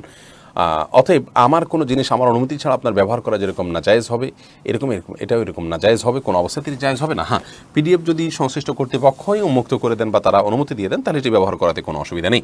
যেমন রমাদান প্ল্যানারটি আমরা ইনশাআল্লাহ আগামীকালকেই উন্মুক্ত করে দেবো আশা করছি। বিশেষ করে প্রবাসীরা সেটা প্রিন্ট করে উপকৃত হতে পারেন। বাংলাদেশে যারা আছেন তারা রমাদান প্ল্যানার আমরা যেটা করেছি, এটা প্রিন্ট করে খুব বেশি উপকৃত হতে পারবেন না, কারণ হলো প্রিন্ট করলে আপনাকে 4 কালার, এটা অনেক খরচ পড়বে। এটা যে পেজের যে কোয়ালিটি এবং যে সাইজ, তাতে অনেক খরচ পড়ে যাবে আপনার। তার চাইতে বরং প্রিন্টেড কপি সংগ্রহ করাই আপনার জন্য সহজ হবে, কম খরচের হবে। আমরা এই ধরনের প্রজেক্টগুলো করেই থাকি দাওয়াতের উদ্দেশ্যে, এখানে কোনো লাভ আমরা খুব একটা রাখি না, একদম যেটা না হলে নয়, খরচ ওঠা, শুধু সেটাই আমরা মুখ্য রাখি। হ্যাঁ, যারা পাইকারি নিয়ে থাকেন তারা আমাদের কাছ থেকে বেশি ব্যবসা করে থাকেন। তো আমাদেরটা পিডিএফ আপনি ব্যবহার করতে পারেন, যেহেতু আমাদেরটা অনুমতি আছে, আমরা নিজেরাই উন্মুক্ত করে দিই, কিন্তু অন্য যারা অনুমতি দেন না তাদের ব্যবহার করা জায়েজ হবে না। এমডি বেলাল খান জানতে চেয়েছেন আমার ওয়াইফ রোজা নামাজ করে না, আমি বাধ্য হয়ে করাতে পারছি না, এখন আমার করণীয় কি? আপনি আপনার সাধ্যের শেষটুকু চেষ্টা করবেন, প্রয়োজনে আলটিমেটাম দিবেন, আপনি অভিমানে যাবেন, আলটিমেটাম দিয়ে আপনি তাকে সালাতের দিকে আনবেন। এরপরেও যদি কোনোভাবে সে আপনার সাথে চালাকি করে, ছলছাতুরি করে, তাহলে সেক্ষেত্রে তার দায়িত্ব আপনার নাই। এমনি সাইফুর রহমান তালুকদার জানতেছেন কাবিননামা না করে বিবাহ জায়েজ হবে না? উত্তর দিয়েছি জায়েজ হবে। এমডি আল আমিন জানতে চেয়েছেন ইচ্ছাকৃতভাবে কাবিননামা ছাড়া বিয়ে জায়েজ হবে, এটি বোঝার জন্য পণ্ডিত হওয়ার প্রয়োজন নেই। আপনি রাসূল আকরাম সাল্লাল্লাহু আলাইহি ওয়াসাল্লাম সাহাবা ইকরামের যে বিয়েগুলো হয়েছে, আপনি চিন্তা করুন, তখন কোথায় কাবিননামা? কাগজই তো ছিল না, লেখাজোখা করাই তো কঠিন ব্যাপার ছিল। এবং কোনো বিয়েতেই লিখিত কোনো কিছু হওয়া, এটা শরীয়তের কোনো শর্ত না। হ্যাঁ, রাষ্ট্রের নিয়ম, আইন, এভিডেন্স, দুই পক্ষের প্রমাণ, সেই হিসাবে এটা রাখা ভালো, কিন্তু এর সাথে বিবাহ শুদ্ধ হওয়ার কোনো সম্পর্ক নেই। অনেক কিছুই ভালো, এভাবে করা উচিত, করলে ভালো, কিন্তু না করলেও বিয়ে হয়ে যাবে। কেউ না করলে তাকে আপনি বিবাহ হয় নাই বা আপনার হারাম সম্পর্কে জড়িত হয়েছেন এরকম যদি আপনি বলেন, তাহলে আপনি কবিরা গুনাহে লিপ্ত হবেন। আজকাল শরীয়তের বিষয়গুলোকে আমরা তামাশায় পরিণতি করে ফেলেছি। কোনো ব্যক্তির অন্ধভক্ত হয়ে বা অন্ধশত্রু হয়ে আমরা এমন অনেক কাজ করে ফেলছি যেগুলো এখন আমাদের ঈমান নষ্ট হয়ে যাচ্ছে। একটা শয়তানি প্রক্রিয়ার ভিতর দিয়ে যেন আমরা পার হচ্ছি, এবং শয়তান আমাদেরকে যেন একটা ভয়াবহ গড্ডালিকার ভিতরে ভাসিয়ে দিচ্ছে। কেউ অন্ধভক্ত হয়ে বা অতিরিক্ত ভক্তি করে, কেউ অতিরিক্ত শত্রুতা করে, আমরা মিথ্যা ছড়াছড়ি এবং আপনার এমন কথা মন্তব্য আমরা করছি, যার কারণে আল্লাহর কাছে আমাদের অনেক কঠিন জবাবদিহিতার মুখোমুখি হতে হবে। আল্লাহ তাআলা আমাদেরকে হেফাজত করুন। এমডি আলামিন জানতেছেন ইচ্ছাকৃতভাবে নিয়মিত জামাতে নামাজ আদায় না করার জন্য ইসলামী শরীয়তে কি কি শাস্তির বিধান রয়েছে? ইচ্ছাকৃতভাবে নিয়মিত জামাতে নামাজ আদায় না করার কারণে ইসলামী শরীয়তে আপনার এক তো হলো যে অনেক উলামার মতে তার ঈমান থেকেই সে খারিজ হয়ে যাবে। নবী সাল্লাল্লাহু আলাইহি ওয়াসাল্লাম বলেছেন যে বাইনার রাজুলি ওয়াশ শিরকি ওয়াল কুফরি তারকুস সালাহ, একজন ব্যক্তির মাঝে শিরক এবং কুফরির মধ্যে পার্থক্যই হলো সালাত ত্যাগ। অতএব যে ব্যক্তি ইচ্ছাকৃতভাবে সালাত ত্যাগ করে, কোন কোন হাদিসে ফাকাত কাফারা, সে কাফের হয়ে গেল বা কুফরি করলো। এই জন্য অনেক উলামা ইকরাম বলেছেন ইচ্ছাকৃতভাবে সালাত ত্যাগ করলে সে ঈমান থেকে খারিজ হয়ে যায়। যদিও বিশুদ্ধ মত আমার কাছে যেটি মনে হয় তা হলো ইচ্ছাকৃত যদি কেউ সালাত ত্যাগ করেন তিনি কাফের হন না, কিন্তু কুফরি করেন, এবং এটা এক ধরনের অস্বীকৃতির মতো অত্যন্ত ভয়াবহ জঘন্য অপরাধ। কতটা জঘন্য? কুফরি করার পর, আল্লাহর অস্তিত্বকে অস্বীকার করবার পর পৃথিবীতে সবচেয়ে বড় অপরাধ হলো সালাত ত্যাগ করা। বিধায় এর শাস্তি অত্যন্ত জঘন্য। আল্লাহ বলেছেন জাহান্নামে দেখে জিজ্ঞাসা করা হবে মা সালাকাকুম ফি সাকার, তোমাদেরকে জাহান্নামে কি জিনিস নিয়ে আসলে, কোন কারণে তোমরা জাহান্নামে আসলে? তখন তারা বলবে ক্বালু লাম নাকু মিনাল মুসাল্লিন, আমরা সালাত আদায় করতাম না, এই জন্য জাহান্নামে আসছি। এই জন্য এটা এমন একটা অপরাধ যেটি জাহান্নামে যাওয়ার মৌলিক এবং প্রধান কারণগুলোর মধ্যে থেকে একটি। আল্লাহ তাআলা আমাদেরকে ইচ্ছাকৃত সালাত ত্যাগ করার ভয়াবহ অপরাধ থেকে আমাদেরকে বেঁচে থাকার তৌফিক দান করুন। এমডি রুবেল হোসেন রিও জানতে চেয়েছেন সন্তান জন্মের পরে কি আকিকা দেওয়া বাধ্যতামূলক? বয়স্ক কারো আকিকা না দেওয়া থাকলে করণীয় কি? সন্তান জন্মের পর আকিকা দেওয়া সুন্নাহ, অনেক ওলামা ইকরাম ওয়াজিব বলেছেন। এটা 7ম দিনে, 14তম দিনে বা 21তম দিনে দিতে হয়। যদি কারোর শিশুকালে আকিকা দেয়া না হয় তাহলে বয়স্ক হওয়ার পর আকিকা দেয়া যেতে পারে। বেশিরভাগ সালাফগণ এটিকে জায়েজ বলেছেন। জুবাইদা রহমান মিতা জানতে চেয়েছেন, বোরকা পরে কোথাও গেলে সেই বোরকা পরে নামাজ পড়া যাবে কিনা? কোনো অসুবিধা নেই। বোরকা নামাজ পড়তে যদি বোরকা পাক থাকে, পবিত্র থাকে, কোনো নাপাক কোনো কিছু না লাগে, কোনো অসুবিধা নেই। এমনকি নাপাক কিছু লাগলে যেটুকু লাগছে সেটুকু জায়গা ধুয়ে আপনি বোরকা পরে নামাজ পড়তে পারেন, কোনো অসুবিধা নেই। বিশেষ করে পরপুরুষদের সামনে যদি পড়েন তাহলে তো বোরকা পরেই পড়তে হবে। আর একাকি পড়েন যদি, তাও আপনি বোরকা পরে নামাজ পড়লে অসুবিধা নেই। তবে হ্যাঁ, একটু বলে রাখি যে একাকি মহিলারা ছাড়া কেউ নেই সেখানে আপনি মুখ ঢেকে সালাত আদায় করবেন না, কারণ মুখ ঢেকে সালাত আদায় করা দিতে নিষেধ আছে। কিন্তু অন্য পুরুষদের সামনে হলে পর্দার বিধানটা ফরজ, সেটি রক্ষা করতে গিয়ে অবশ্যই আপনি বোরকা পরে এমনকি মুখ ঢেকেও সালাত আদায় করতে পারবেন। এমডি সাইফুল ইসলাম জানতে চেয়েছেন, অটিস্টিক বেবিদের জন্য বাবা মায়ের ভূমিকা কেমন হবে? ভাই সাইফুল ইসলাম, অটিস্টিক বেবিরা বাবা মার জন্য আল্লাহর পক্ষ থেকে অনেক বড় একটি পরীক্ষার বিষয়। যারা তাদের অটিস্টিক বেবিকে লালন পালন করবেন, সবর করবেন, আল্লাহ তাদেরকে কঠিন পরীক্ষা ফেলেছেন, আল্লাহর ফয়সালাকে মেনে নেবেন, তাদের জন্য এটি জান্নাতে যাওয়ার কারণ হতে পারে। কারণ সবরের বিনিময়ে জান্নাত হয়, আর এটি অনেক বড় ধরনের একটি সবরের বিষয়। বিধায় বাবা মা তাদের করণীয় হলো ধৈর্য ধারণ করা, হাহুতাশ না করা, আল্লাহর প্রতি অসন্তোষ প্রকাশ না করা এবং বাজে কোনো কমেন্টস না করা, বরং তাকে যথাযথভাবে লালন পালন করার চেষ্টা করা। আল্লাহ তাআলা ইনশাআল্লাহ এর জন্য তাদেরকে বিনিময় দিবেন। শুভ জানতে চেয়েছেন, হাফ শার্ট অথবা টি শার্ট পরে কেউ ইমামতি করলে তা হবে কিনা? হয়ে যাবে নামাজ, কিন্তু হাফ শার্ট বা এমন কোনো হাফ গেঞ্জি বা আপনার স্যান্ডো গেঞ্জি বা এমন কিছু পরে সালাত আদায় করা উচিত না, যা পরে আপনি সম্মানিত কোনো ব্যক্তির সামনে গুরুত্বপূর্ণ কোনো জায়গায় আপনি না যান। কিন্তু ইমামতির সাথে এর কোনো সম্পর্ক নেই, ইমামতি করলে নামাজ হয়ে যাবে যদি লোকটির বেসিক ইমামতির যোগ্যতা ঠিক থাকে। আপনি আশিক জানতে চেয়েছেন, আমার বয়স 19 বছর, আমি মাদ্রাসাতে 16 বছরের মেয়েকে কোরআন শেখাতে পারবো? উচিত হবে না কোনো অবস্থাতেই আপনি 16 বছরের মেয়েকে একাকী কোরআন শেখানো, কারণ সেটি নির্জনতা, শয়তান আপনাকে নির্যাতনার সুযোগে বিপদগামী করতে পারে। সে আশঙ্কার কারণে আল্লাহ বলেছেন, ওয়ালা তাকরাবুজ জিনা, তুমি বিপদে পড়তে পারো, গুনাহ হতে পারে, এরকম আশঙ্কার জায়গা থেকে বেঁচে থাকতে হবে। এই জন্য তাকে একাকে আপনি পড়াতে পারবেন না। যদি অন্যান্য বাচ্চাদের সাথে পড়ান এবং সেটি পর্দার আড়াল করে পড়ান, তাহলে সেটি জায়েজ হতে পারে, শর্ত সাপেক্ষে নিজেকে যদি আপনি নিয়ন্ত্রণ করতে পারেন, বাজে কোনো চিন্তা না আসে এবং আপনি গুনাহ থেকে বেঁচে থাকতে পারেন, তাহলে করতে পারেন। জয়নালউদ্দিন জানতে চেয়েছেন, রোজা অবস্থায় ইনহেলার গ্রহণ করা যাবে কিনা? যাবে। ইনহেলার গ্রহণ করলে রোজা ভাঙবে না, কারণ ইনহেলারের যে পদার্থটা থাকে এটা প্রেস করার মাধ্যমে মানুষের পেটে যায় না। এটা এমন একটা পদার্থ, এ নিয়ে চিকিৎসা বিজ্ঞানীদের বিভিন্ন দেয়া তথ্যগুলোকে, উপাত্তগুলোকে যাচাই বাছাই করে শেখ মোহাম্মদ সাল্লাহ মুনাজিদ হাফিজাউল্লাহ সহ সৌদি আরবের সর্বোচ্চ ওলামা একরাম গবেষণা করে ফতোয়া দিয়েছেন যে এটি আসলে এমন একটি পদার্থ যে পদার্থটা আসলে মানুষের ভেতরে যাওয়ার কোনো সুযোগই নেই, জাস্ট তার শ্বাস প্রশ্বাস নিতে সহায়তা করে, এরকম একটি পদার্থ। অতএব যেহেতু এটি খাদ্য বা পানীয় হওয়ার মতো, ভেতরে যাওয়ার মতো কোনো জিনিস নয় এবং ভিতরে যায় না, অতএব এটি নেওয়াতে কোনো অসুবিধা নেই রোজা রেখে। এমডি আল মাহমুদ জানতে চেয়েছেন, রমজান মাসে মুর্দার কবর আযাব থেকে মুক্তি পায়, এটা কতটা সত্য কিনা? রমজান মাসে মুর্দার কবর আযাব থেকে মুক্তি পায় এরকম কোনো বর্ণনা, বিশুদ্ধ বর্ণনা আমার নজরে পড়েনি। তবে জাহান্নামকে বন্ধ করে দেওয়া হয়, এটুকু হাদিসে আছে। অতএব তার উপর ভিত্তি করে জাহান্নামের শাস্তির সাথেই কবরের শাস্তির একটা কানেকশন রয়েছে। অতএব সেই হিসেবে বলা যেতে পারে যে কবরবাসীও শাস্তি থেকে মুক্ত থাকেন। আল্লাহু আলাম। এমডি আমির হামজা খান জানতে চেয়েছেন, আমি দীর্ঘদিন যাবৎ জিম করি, এটা ইসলামী অনুযায়ী জায়েজ কি না? এটা করতে পারেন, কোনো অসুবিধা নেই। জিম করাতে মৌলিকভাবে কোনো অসুবিধা নেই। আপনার শরীরকে আপনি শক্ত করবেন, ভালো। আল্লাহ তাআলার কাছে শক্তিশালী ইমানদার দুর্বল ইমানদারের চেয়ে উত্তম হাদিসে আছে। অতএব আপনি জিম করে শরীরকে আপনি স্ট্রং করতে চাইলে আপনার উদ্দেশ্য থাকবে আপনি ইবাদতবন্দি করবেন, আল্লাহকে সন্তুষ্ট করবেন, আল্লাহর সামনে দাঁড়াবেন, কোনো অসুবিধা নেই। জয়নালউদ্দিন জানতে চেয়েছেন, রোজা অবস্থায় আপনার প্রশ্ন উত্তর দিয়েছি। আজমিন নাহার জানতে চেয়েছেন, গর্ভাবস্থায় চেয়ারে বসে নামাজ পড়া যায় আছে কিনা? বোন আজমিন নাহার, যদি এরকম পরিস্থিতি হয় যে গর্ভাবস্থায় কোনো বোন তিনি এমন একটা পরিস্থিতি আছেন যে তিনি দাঁড়িয়ে নামাজ পড়ে রুকু সিজদা করা বা উঠা বসা করতে গেলে তিনি পড়ে যাওয়ার আশঙ্কা আছে। অনেক মা বোন গর্ভাবস্থায় এরকম দুর্বল হয়ে যান। এরকম লেভেলে চলে গেলে তিনি অবশ্যই রুকু সিজদায় যাওয়ার জায়গায় চেয়ারে বসে রুকু সিজদা করতে পারবেন। দাঁড়ানোর ক্ষমতা থাকলে দাঁড়ানো থেকে বসাটা স্বাভাবিকভাবে, চেয়ারে বসাটা স্বাভাবিক থাকলে তিনি দাঁড়িয়ে নামাজ শুরু করবেন। রুকুর সময় চেয়ারে বসে তারপরে ইশারা রুকু সিজদা করবে, এটি তার জন্য জায়েজ হবে। আর যদি এই লেভেলের সমস্যা না হয়, সামান্য একটু অসুবিধা হয়, সামান্য একটু কষ্ট হয়, তো সেই অজুহাতে তার জন্য এভাবে নামাজ পড়া সঠিক হবে না। প্রয়োজনে জোহর ফরজটা শুধু তিনি কষ্টে স্বাভাবিকভাবে পড়ে, বাকিটা তিনি চেয়ারে বসে বা যেভাবে খুশি সেভাবে পড়বেন, কোনো অসুবিধা নেই। এরপরে আনিসুর রহমান জানতে চেয়েছেন, আমি একজন ব্যবসায়ী, আপনি প্রিন্টিং প্রেস ও ব্যানার সহ রাবার স্ট্যাম্প এবং ক্রেস্টের কাজ করে থাকেন আপনি বলেছেন। আমার প্রশ্ন হলো, পোস্টার বা ব্যানার করতে গিয়ে আমি ছবি নিয়ে কাজ করি প্রতিনিয়ত, ছবির কাজে আমার রুটি রুজি, এহেন পরিস্থিতিতে আমার ইনকাম কতটুকু হালাল বা সম্মত হচ্ছে জানতে চাই। ভানিসুর রহমান, ছবিকে আসলে প্রিন্ট করা জায়েজ নাই। অতএব আপনি হয় আপনার পেশাকে পরিবর্তন করুন, আর না হলে ছবি ছাড়া ব্যানার প্রিন্ট বা এই জাতীয় যে কাজগুলো আছে সেগুলো আপনি করতে পারেন, যে প্রিন্টিংয়ের সাথে হারাম কোনো জিনিসের সম্পর্ক নেই। কোনো প্রাণীর ছবিকে একান্ত প্রয়োজন ছাড়া প্রিন্ট করা, ধরুন পাসপোর্ট, আইডেন্টিফাই, এগুলোর জন্য আপনি ছবি প্রিন্ট করলেন, সেটা ভিন্ন কথা। কিন্তু এছাড়া আপনার ছবি প্রিন্ট করা এটা সাধারণ অবস্থাতে জায়েজ না। বিধে আপনি এক্ষুনি না পারেন কিন্তু খুঁজতে থাকেন, চেষ্টা করতে থাকেন আপনার বিকল্প রুজির জন্য, অথবা আপনি এমন দোকান করুন যে ছবি প্রিন্ট ছাড়া বাকিগুলো আপনি করবেন। কিছুটা উপার্জন কম হবে, কিন্তু ইনশাআল্লাহ যেন আপনি হারাম থেকে বেঁচে থাকতে পারবেন।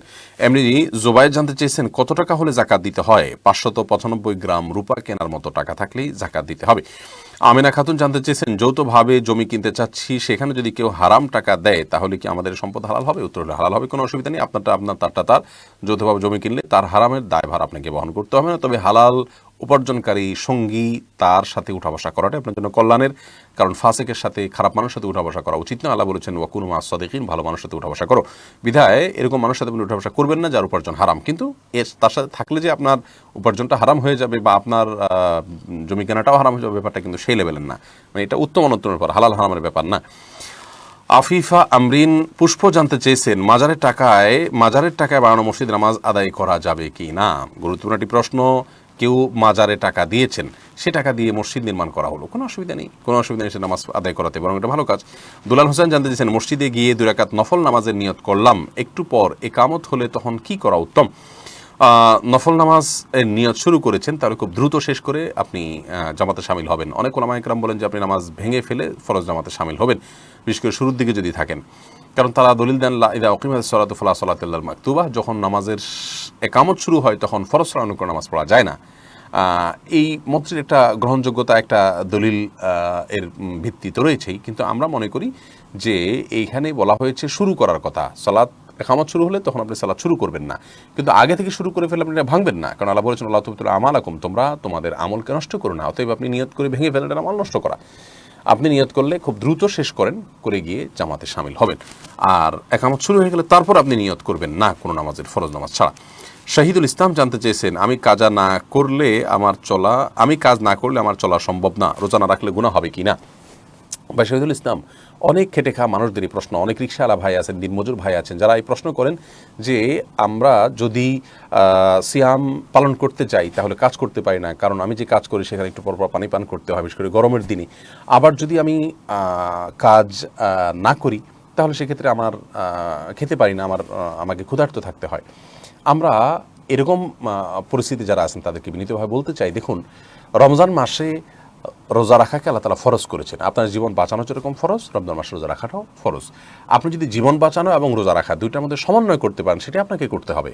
আর জীবন বাঁচানোটা এমন কোনো কাজ না যে আপনি একজন রিক্সা চালক বা আপনি একজন দিনমজুর, আপনি রমজানের একটা মাস ডিউটি না করলে আপনি মারা যাবেন না খেয়ে, বিষয়টা কিন্তু এরকম না। হয়তো একটু কষ্টে চলতে হবে আপনাকে। আপনি একজন ইমানদার হয়ে থাকলে, রমজানের রোজার ফরজ হওয়ার গুরুত্ব আপনি বুঝে থাকলে, যার উপরে আপনার জান্নাত ডিপেন্ড করে, যার উপরে আপনার জাহান্নাম থেকে মুক্তি নির্ভর করে, সেই বিষয়টা যদি গুরুত্ব আপনি বুঝে থাকেন, তাহলে রমজানের 2-4 মাস আগে থেকে কিছু কিছু আপনি টাকা জমিয়ে আপনি রমজান মাসে কোনো মতে খেয়ে পরে বেঁচে থেকে আপনি ইবাদতবন্দি করতে পারেন। কিন্তু লকডাউনের সময় যখন গত রমজানে রিক্সা চালানো যায়নি, তখন কি আপনি খেয়ে পরে বেঁচে থাকেন না? আপনি কি মারা গেছেন? সেখানে যেভাবে আপনি নিজের জীবনকে রক্ষা করেছেন, রমজান মাসে সেভাবে রক্ষা করবেন, প্রয়োজনে ডিউটি না করে। আর চাইলে আপনি ডিউটি কম উপার্জন করে কোনো রকম চলে হলে আপনি রমজান রোজা রাখতে পারেন। আর চাইলে রাতের বেলা ডিউটি করে বা সন্ধ্যার সময় রিক্সা চালিয়ে, রিক্সা কথা বলছি, যারা রাতে ডিউটি করা সম্ভব, যে সমস্ত মানে প্রফেশনাল রাতে কাজ করা সম্ভব, তারা রাতে কাজ করে তারা দিন রোজা রাখতে পারেন। এক কথায় অনেক অপশন কিন্তু খোলা আছে। কেউ যদি চান, সিরিয়াস হন যে আমি রোজা রাখবো, তাহলে তার জন্য এটা কঠিন কোনো কিছু নয়। ধরুন আপনাকে বলা হলো যে তুমি 30 দিন পর্যন্ত দিনের বেলায় কোনো কিছু খাবে না, কোনো কিছু পান বা আহার কিচ্ছু করবে না, এবং বরং তোমাকে রিক্সা চালাতে হবে, এবং তুমি একজন নির্মাণ শ্রমিক হিসেবে তোমাকে সাধারণভাবে তোমার স্বাভাবিক কাজ চালিয়ে যেতে হবে, এবং কিছু খেতে পারবে না তুমি। বিনিময়ে তোমাকে রমজান শেষে 10 লক্ষ টাকা দেওয়া হবে। আমার তো মনে হয় যে কোনো শ্রমিক এই অজুহাত পেশ করবেন না যে আমার তো কষ্ট হয়, আমি পারবো না। সবাই বরং 10 লক্ষ টাকার অফার লুফে নেওয়ার জন্য যত কষ্ট হোক সবর করিয়ে করবেন। তো আল্লাহ রাব্বুল আলামিন তো রমজানের রোজার বিনিময়ে আপনার জন্য জান্নাত এবং জান্নাতের একটা স্পেশাল গেট দিয়ে প্রবেশের সুযোগ দিয়েছেন। 10 লক্ষ টাকা এক পাশে রাখুন, জান্নাতকে এক পাশে রাখুন। আপনি আল্লাহর দেওয়া জান্নাতের প্রতি ইচ্ছা, বিশ্বাস এবং আস্থা থেকে থাকে, ঈমান থেকে থাকে, তাহলে আপনার জন্য রোজা রাখা কঠিন কিছু নয়, সম্ভব। প্রয়োজনে একটু কষ্ট করে হলো আপনি করতে পারেন। হ্যাঁ, একটি এক্সেপশন বিষয় হলো যে আপনি রোজা রেখেছেন, প্রতিমধ্যে আপনি কাজ করতে করতে আল্লাহ না করুন এমন একটা পরিস্থিতির মধ্যে পড়ে গেছেন যে আপনি নিজেও কল্পনা করতে পারেন নাই, প্রচণ্ড রকমের তৃষ্ণা, পিপাসা বা এরকম একটা পরিস্থিতির মধ্যে পড়েছেন যে এই মুহূর্তে আপনি পানি পান না করলে আপনি মারা যাবেন, গলা শুকিয়ে গেছে, আল্লাহ মাফ করুক, এরকম লেভেলে হলে আপনি রোজা ভেঙে ফেলবেন, সেটি ভিন্ন কথা। কিন্তু ঠান্ডা মাথা রোজা রাখবেন না, এটি কোনো অবস্থাতেই জায়েজ নাই। সাইদ ফুয়াদ জানতে চেয়েছেন শাবান মাসের শেষের 15 দিন রোজা রাখা যাবে কি না। দেখুন, শাবান মাসের শেষের দিনগুলোতে রোজা রাখা নিষেধ, তবে অনেক ওলামায়ে কেরাম বলেছেন শেষের 15 দিন, কেউ বলেছেন শেষের 10 দিন। হাদিসে কোনো আপনার পরিমাণ এরকম ফিক্স করে দেওয়া হয়েছে বলে আমার জানা নেই, যার কারণে শেষের দিকে রোজা রাখবেন না, শুরুর দিকে রোজা বেশি রাখবেন। বিশেষ করে শেষের দশকটা আমার কাছে অধিকতর হয়। 15 দিনের কথা কোনো কোনো আসার সম্ভবত পাওয়া যায় যে শেষে 15 দিন রোজা না রাখা, এক কথা শুরুর দিকে রাখা, শেষের দিকে না রাখা হলো উত্তম। নিশান আহমেদ জানতে চেয়েছেন মসজিদে না গিয়ে ম্যাচের 5-7 জন একটা নির্দিষ্ট জায়গায় জামাতে নামাজ পড়া যাবে কিনা। মসজিদ দূরে হয়, কষ্টসাধ্য হয়, তাহলে আপনারা নিজেরা একটা জামা নির্দিষ্ট জায়গা ঠিক করে বা নিয়মিত আপনারা মানে কোনো বিল্ডিংয়ের মানুষ, কোনো মেসের মানুষ নামাজ পড়তে পারেন, কোনো অসুবিধা নেই, ওইটাকে মুসল্লা বানাতে পারেন যদি মসজিদ দূরে হয়। আর মসজিদ একান্ত কাছে হলে, নিজের সাধ্যের মধ্যে হলে সেটা বাদ দিয়ে এরকমটি করা উচিত নয়। কাকুলি শাহজাহান জানতে চেয়েছেন আমার গ্রামের বাড়ির কাঁচা ঘরকে মেরামত করতে যে বাড়ির মানুষরা কাচারি ঘরকে মসজিদের মতো বানিয়ে ফেলছে, এখন কি কাচারি ঘরে ইমাম রাখতে হবে, আজান দিতে হবে, জামাত পড়াতে হবে? একটু যদি বলতেন। না, এটা কোনো জরুরি কোনো কিছু না। সাময়িকভাবে মসজিদ বানাইছেন, নামাজ পড়বেন, ওখানে ইমাম রাখতে হবে, আজান দিতে হবে এবং নিয়মিত আপনাকে সেটা মসজিদ হিসেবে ইউজ করতে হবে, এমন কোনো বাধ্যবাধকতা নেই। হোজাফা ইবনে শাকির জানতে চেয়েছেন শিশুদের বইয়ে জীবজন্তুর ছবি ইলাস্ট্রেটরে অ্যাড করা যাবে কি না। যে প্রিন্ট হবে এরকম ছবি আসলে অ্যাড করা জায়েজ নাই। যদি এটা সফট কপি থাকে শুধুমাত্র, তাহলে সেক্ষেত্রে সেটি জায়েজ রয়েছে। মামুন আল হাসান বাঁধন জানতে চেয়েছেন সন্তানের সুন্নতে খাতনা কি মেহমানদের দাওয়াত দেওয়া যাবে কিনা। সুন্নতে খাতনা উপলক্ষে কোনো মেহমানদারির বা কোনো আনুষ্ঠানিকতার কোনো নির্দেশনা শরীয়তে আছে বলে আমার জানা নেই, যার কারণে এটিকে আমাদের দেশে এখন নিয়ম বানিয়ে ফেলা হয়েছে, সেটি করা উচিত নয়। হ্যাঁ, এমন হতে পারে যে বাচ্চার একটু কষ্ট হয়, সে উপলক্ষে তাকে সান্ত্বনা দেওয়ার জন্য নিজের নিকটাত্মীয়রা আসলেন, সেটি ভিন্ন বিষয়, ছোট্ট পরিসরে, কিন্তু আমাদের দেশে সিস্টেম বানিয়ে নেওয়া হয়েছে, যা উচিত নয়। আরমান হোসেন জানতে চাইছেন রোজা রেখে পারফিউম ব্যবহার করা যাবে কিনা। কোনো অসুবিধা নেই, যাবে, আতর ব্যবহার করা যাবে, কোনো অসুবিধা নেই। নাজমা বেগম জানতে চেয়েছেন ওয়াজ শোনার ক্ষেত্রে হুজুরদের দিকে দৃষ্টিপাত করা যাবে কিনা। যদি দৃষ্টিপাত করলে আপনার মনের ভিতরে বাজে চিন্তা আসে, এরকম হয়, তাহলে সেক্ষেত্রে আপনার জন্য জায়েজ নেই, আর যদি সেরকম না হয় তাহলে জায়েজ আছে। ইমরান মাহমুদ জানতে চেয়েছেন তাহাজ্জুদ পড়ার সঠিক নিয়ম কোনটা। ব্যস্ততা শেষে রাত 12টায় শোয়ার আগে পড়লে হবে কিনা। হবে, তবে মানে রাতের শেষ প্রহরে ভোর রাতে পড়াটা হলো বেশি উত্তম, কিন্তু রাতের মাঝে বা এশারের পরেই আপনি 2 রাকাত করে যতটুকু তৌফিকে করলে আপনি রাতের নামাজ বা তাহাজ্জুদের নামাজের নিয়তে আপনি পড়তে পারেন, কোনো অসুবিধা নেই। কামরুন নাহার বুলবুলি জানতে চেয়েছেন অনেক সময় বই খাতা কলম ইত্যাদির উপর অসাবধানতায় পা লেগে যায়, সেক্ষেত্রে করণীয় কি। বই খাতা কলম ইত্যাদির উপর অসাবধানতা বশত যদি পাও লেগে যায় তাতে কোনো অসুবিধা নেই, তবে জ্ঞানের একটি উপকরণ হিসাবে অশ্রদ্ধা না হয় সেমনটি আমাদের করা উচিত। বিধায় ইচ্ছাকৃতভাবে এমনটি করা উচিত নয়। কখনো হয়ে গেলে খুব দ্রুততার সাথে সেটাকে যথাযোগ্য জায়গায় রাখা উচিত এবং পায়ের শরীরে রাখা উচিত। এর বাইরে ওইটাকে ছুঁয়ে সালাম করতে হবে এমন কোনো কথা নেই, বাধ্যবাধকতা নেই। আবু জাফর জানতে চেয়েছেন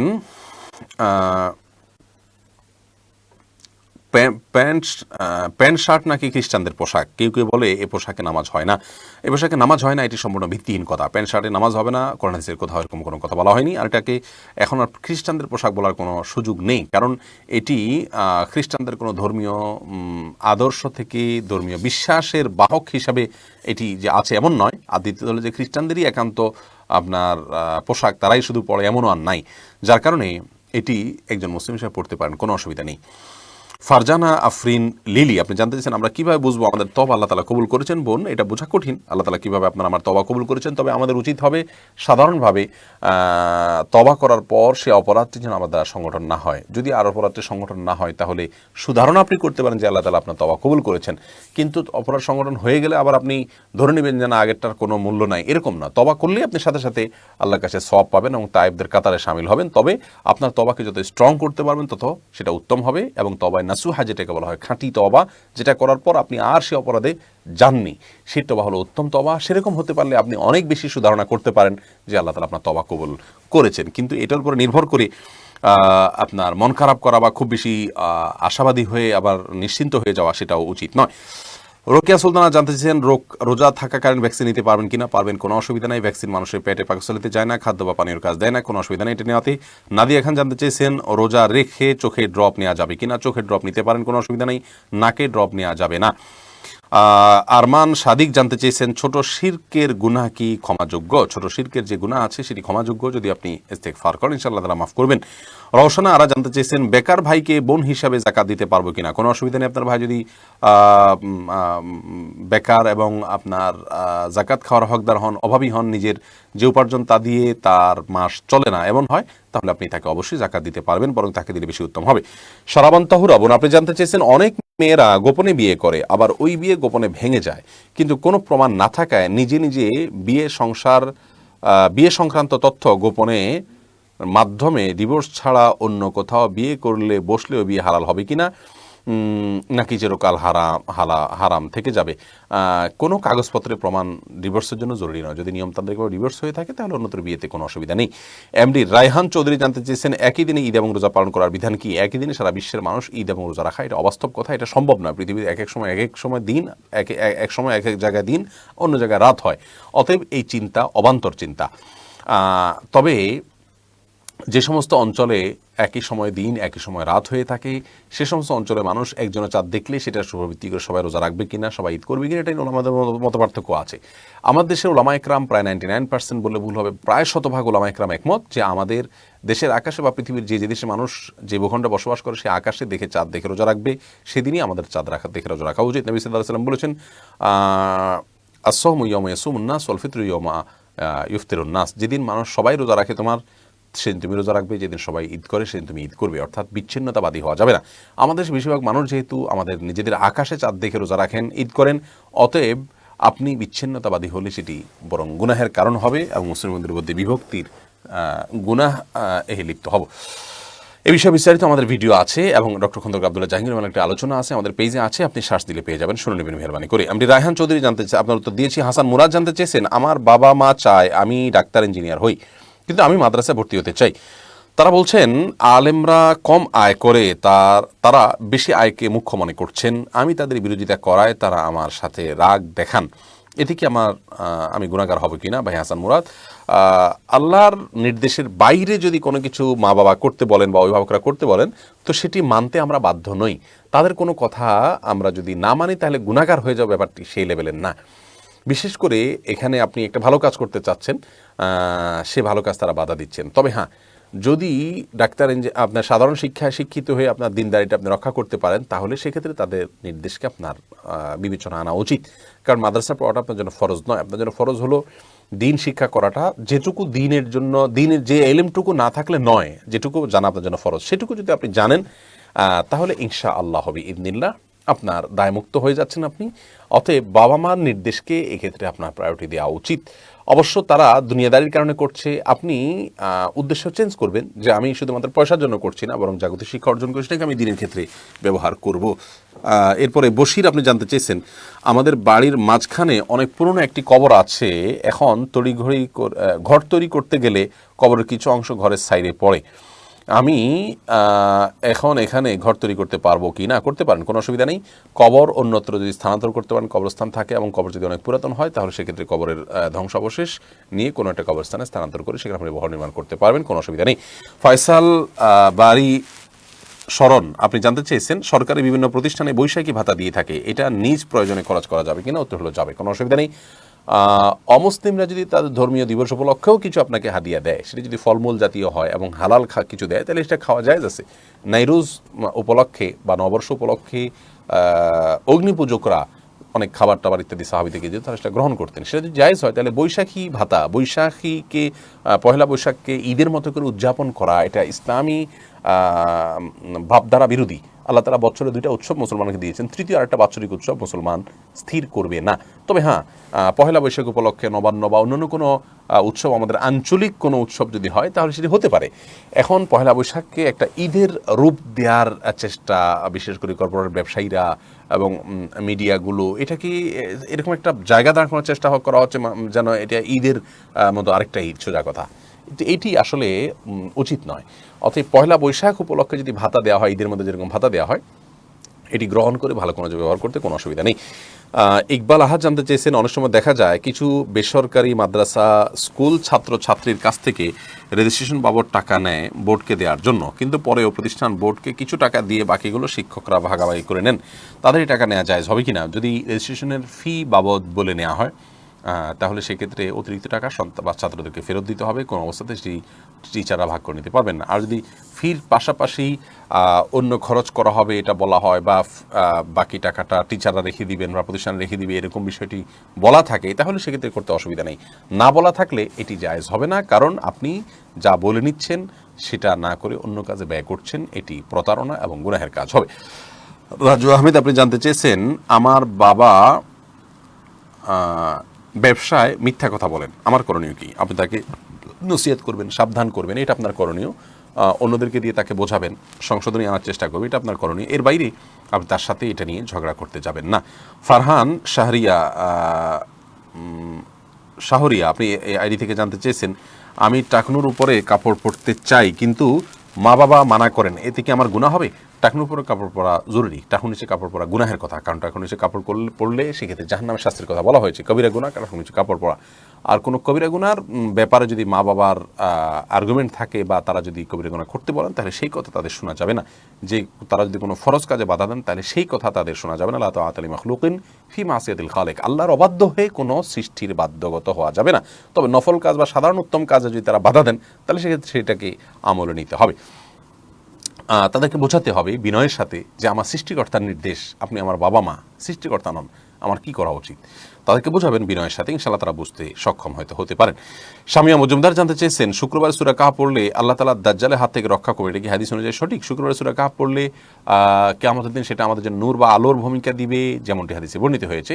তবে সূরা কাহফের প্রথম যে 10টি আয়াত আছে, এগুলো সূরা আপনার দাজ্জালের ফিতনা থেকে রক্ষা করার জন্য সহায়ক হয়। এগুলো মুখস্থ করা এবং বিশেষ করে পাঠ করা। সূরা কাহফটাও মৌলিকভাবে আপনি তেলাওয়াত করলেন এবং এটাকে অনুধাবন করলেন, উপলব্ধি করার চেষ্টা করলেন, এটিও আপনার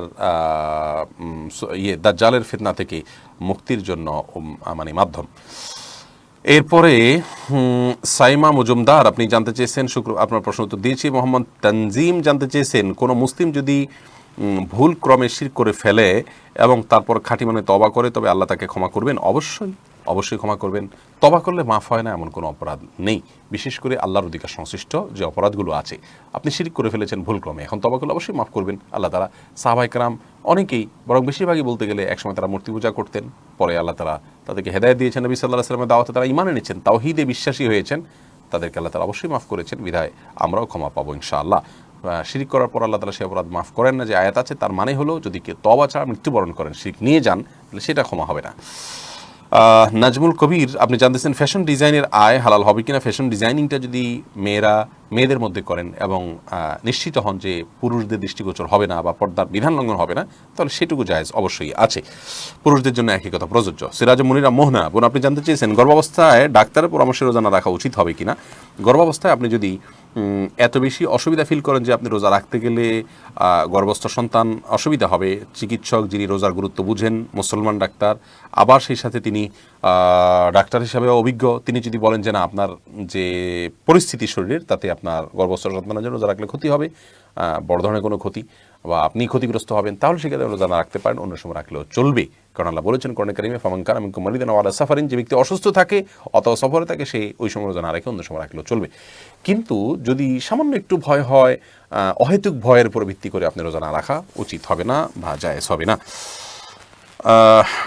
এরপরে এমডি আবুল কাশেম নানু আপনি জানতে চেয়েছেন, ছেলে আলেম হাফেজ ও কারি নয় কিন্তু নামাজি ও দাড়িওয়ালা, সে কি তার বাবা মার জানাজা নামাজ পড়াতে পারে? অবশ্যই, এমনকি দাড়িওয়ালা না থাকলেও মানে জানাজা নামাজের নিয়মটা শুধু জানা আছে তার, বাস, তাহলে সে নামাজ পড়াতে পারবে এবং তার বেশি পড়ানো উচিত অন্য আলেমরা না পড়াইয়া, তারই অধিকার বেশি বাবার জানাজা পড়ানোর জন্য। এমনি মাহবুব ইসলাম জানতে চেয়েছেন, খালি গায়ে উজু করলে হবে কিনা, উজু করার সময় দোয়া আছে কিনা? উজু করার সময় শুধু বিসমিল্লাহ বলে আপনি উজু করবেন, বাস যথেষ্ট, আর কোনো দোয়া পড়া জরুরি না। আর মানে খালি গায়ে উজু করতে পারেন, কোনো অসুবিধা নেই। মায়াবী পাখিয়ার দিকে জানতে চেয়েছেন, ব্যাংকে টাকা রেখে তার ইন্টারেস্ট ভোগ করা যাবে কিনা? ব্যাংকে টাকা রেখে, সুদী ব্যাংকে টাকা রেখে ইন্টারেস্ট ভোগ করা যাবে না, হারাম হবে। আপনাকে ব্যবসায় টাকা খাটাতে হবে, আর যদি ইন্টারেস্ট আছে সেটাকে গরিব দুঃখীদের দান করে দিবেন, সওয়াব নিয়ত ছাড়া। এমনি শরীফুদ্দিন জানতে চেয়েছেন, রমজানে অনেকে মসজিদে ফজরের আজানের পর অন্ধকার থাকা অবস্থায় দ্রুত নামাজ আদায় করে, এটা সঠিক হবে কিনা? কোনো অসুবিধা নেই, হয়ে যাবে। বরং আউয়াল ওয়াক্তে নামাজ পড়া উত্তম, যদিও ফজরের ওয়াক্ত আউয়াল ওয়াক্তে পড়া উচিত নাকি একটু আলো করে পড়া উচিত বা অন্ধকারে শুরু করা উচিত, এতে কোনো মতপার্থক্য কারণ নেই। ইমাম আবু রহমতুল্লাহ মতে অন্ধকারে শুরু করার পরে আলো হওয়া পর্যন্ত দীর্ঘ করা, অর্থাৎ এমন সময় শুরু করা যে শেষ করতে করতে হালকা আলো হয়ে যায়, এটাকে তিনি উত্তম বলেছেন আসফারু বিল ফাজরি, এরকম একটি বর্ণার ভিত্তিতে। যদি অন্যান্য উলামায়ে মতে আউয়াল ওয়াক্তে নামাজ পড়া উচিত। অতএব রমজানে যে অন্ধকার থাকতে থাকতে নামাজ পড়া হয় সেটা ঠিক আছে, কোনো অসুবিধা নেই। দিলরুবা মাকবুল জানতে চেয়েছেন, শনিবার ও বুধবারে নখ চুল কাটা কি নাজায়েজ? না, কোনো দিন এমন নাই যে দিনে চুল কাটা বা নখ কাটা নাজায়েজ, কোনো হাদিসে কোথাও সেটা করা হয়নি। নার্গিস মুক্তা জানতে চেয়েছেন, পুরুষের স্বর্ণ বা রৌপ্য নেই, শুধু 2 লাখ টাকা থাকলে তার জাকাত দিতে হবে কিনা? 2 লাখ টাকা, শুধু 2 লাখ টাকা থাকলে জাকাত দিতে হবে, কারণ এটা দিয়ে 52.5 তোলা রূপা কেনা যায়। স্বর্ণ বা রূপা যে কোনো একটা কেনা যায়, এরকম টাকা থাকলেই আপনার জাকাত আবশ্যক হয়ে যাবে। যদি রূপার দাম অনেক কম, তো যে কোনো একটার সাথে ম্যাচ হলেই জাকাত দিতে হবে। যেহেতু রূপার সাথে ম্যাচ হয়ে যাচ্ছে 2 লাখ টাকা রূপার 52.5 তোলা রূপার সাথে, অতএব জাকাত দিতে হবে যদি 1 বছর তার কাছে থাকে। এস এম রাফি জানতে চেয়েছেন, শার্টের হাতা ভাঁজ করে নামাজ পড়লে নামাজ হবে কি না? নামাজ হয়ে যাবে, কিন্তু অনুচিত। হাদিসে নবী সাল্লাল্লাহু আলাইহি ওয়াসাল্লাম নিষেধ করেছেন পোশাক ভাঁজ করে যেন নামাজ পড়া না হয়, এটা মাকরুহ হবে। উখতু সাকিব এর দিকে জানতে চেয়েছেন আপনি, অতিরিক্ত ঘন জুলফি চেসে ফেলা কি নারীদের জন্য জায়েজ হবে? আমি জুলফি বলতে কি বোঝাতে চেয়েছেন আমি ঠিক বুঝলাম না, হয়তো আপনার চুলের কথা বোঝাতে চেয়েছেন কি আমি জানি না, এই জন্য উত্তরটা দিতে পারলাম না। মোহাম্মদ মাসুম জানতে চেয়েছেন, রোজা রাখা অবস্থায় বমি করলে রোজা হবে কিনা? যদি খুব বেশি বমি না হয় কোনো অসুবিধা নেই, রোজা হয়ে যাবে। খুব বেশি বমি হয়ে গেলে সেক্ষেত্রে আপনার অনেকের ওলামায়ের মতে রোজা ভেঙে যাবে, অনেকের মতে রোজা দুর্বল হবে, ভাঙবে না, মতপার্থক্য আছে। কিন্তু অল্প স্বল্প হালকা পাতলা বমি হলে তাতে রোজা ভাঙবে না, তাতে নিয়ে কোনো মতপার্থক্য নেই।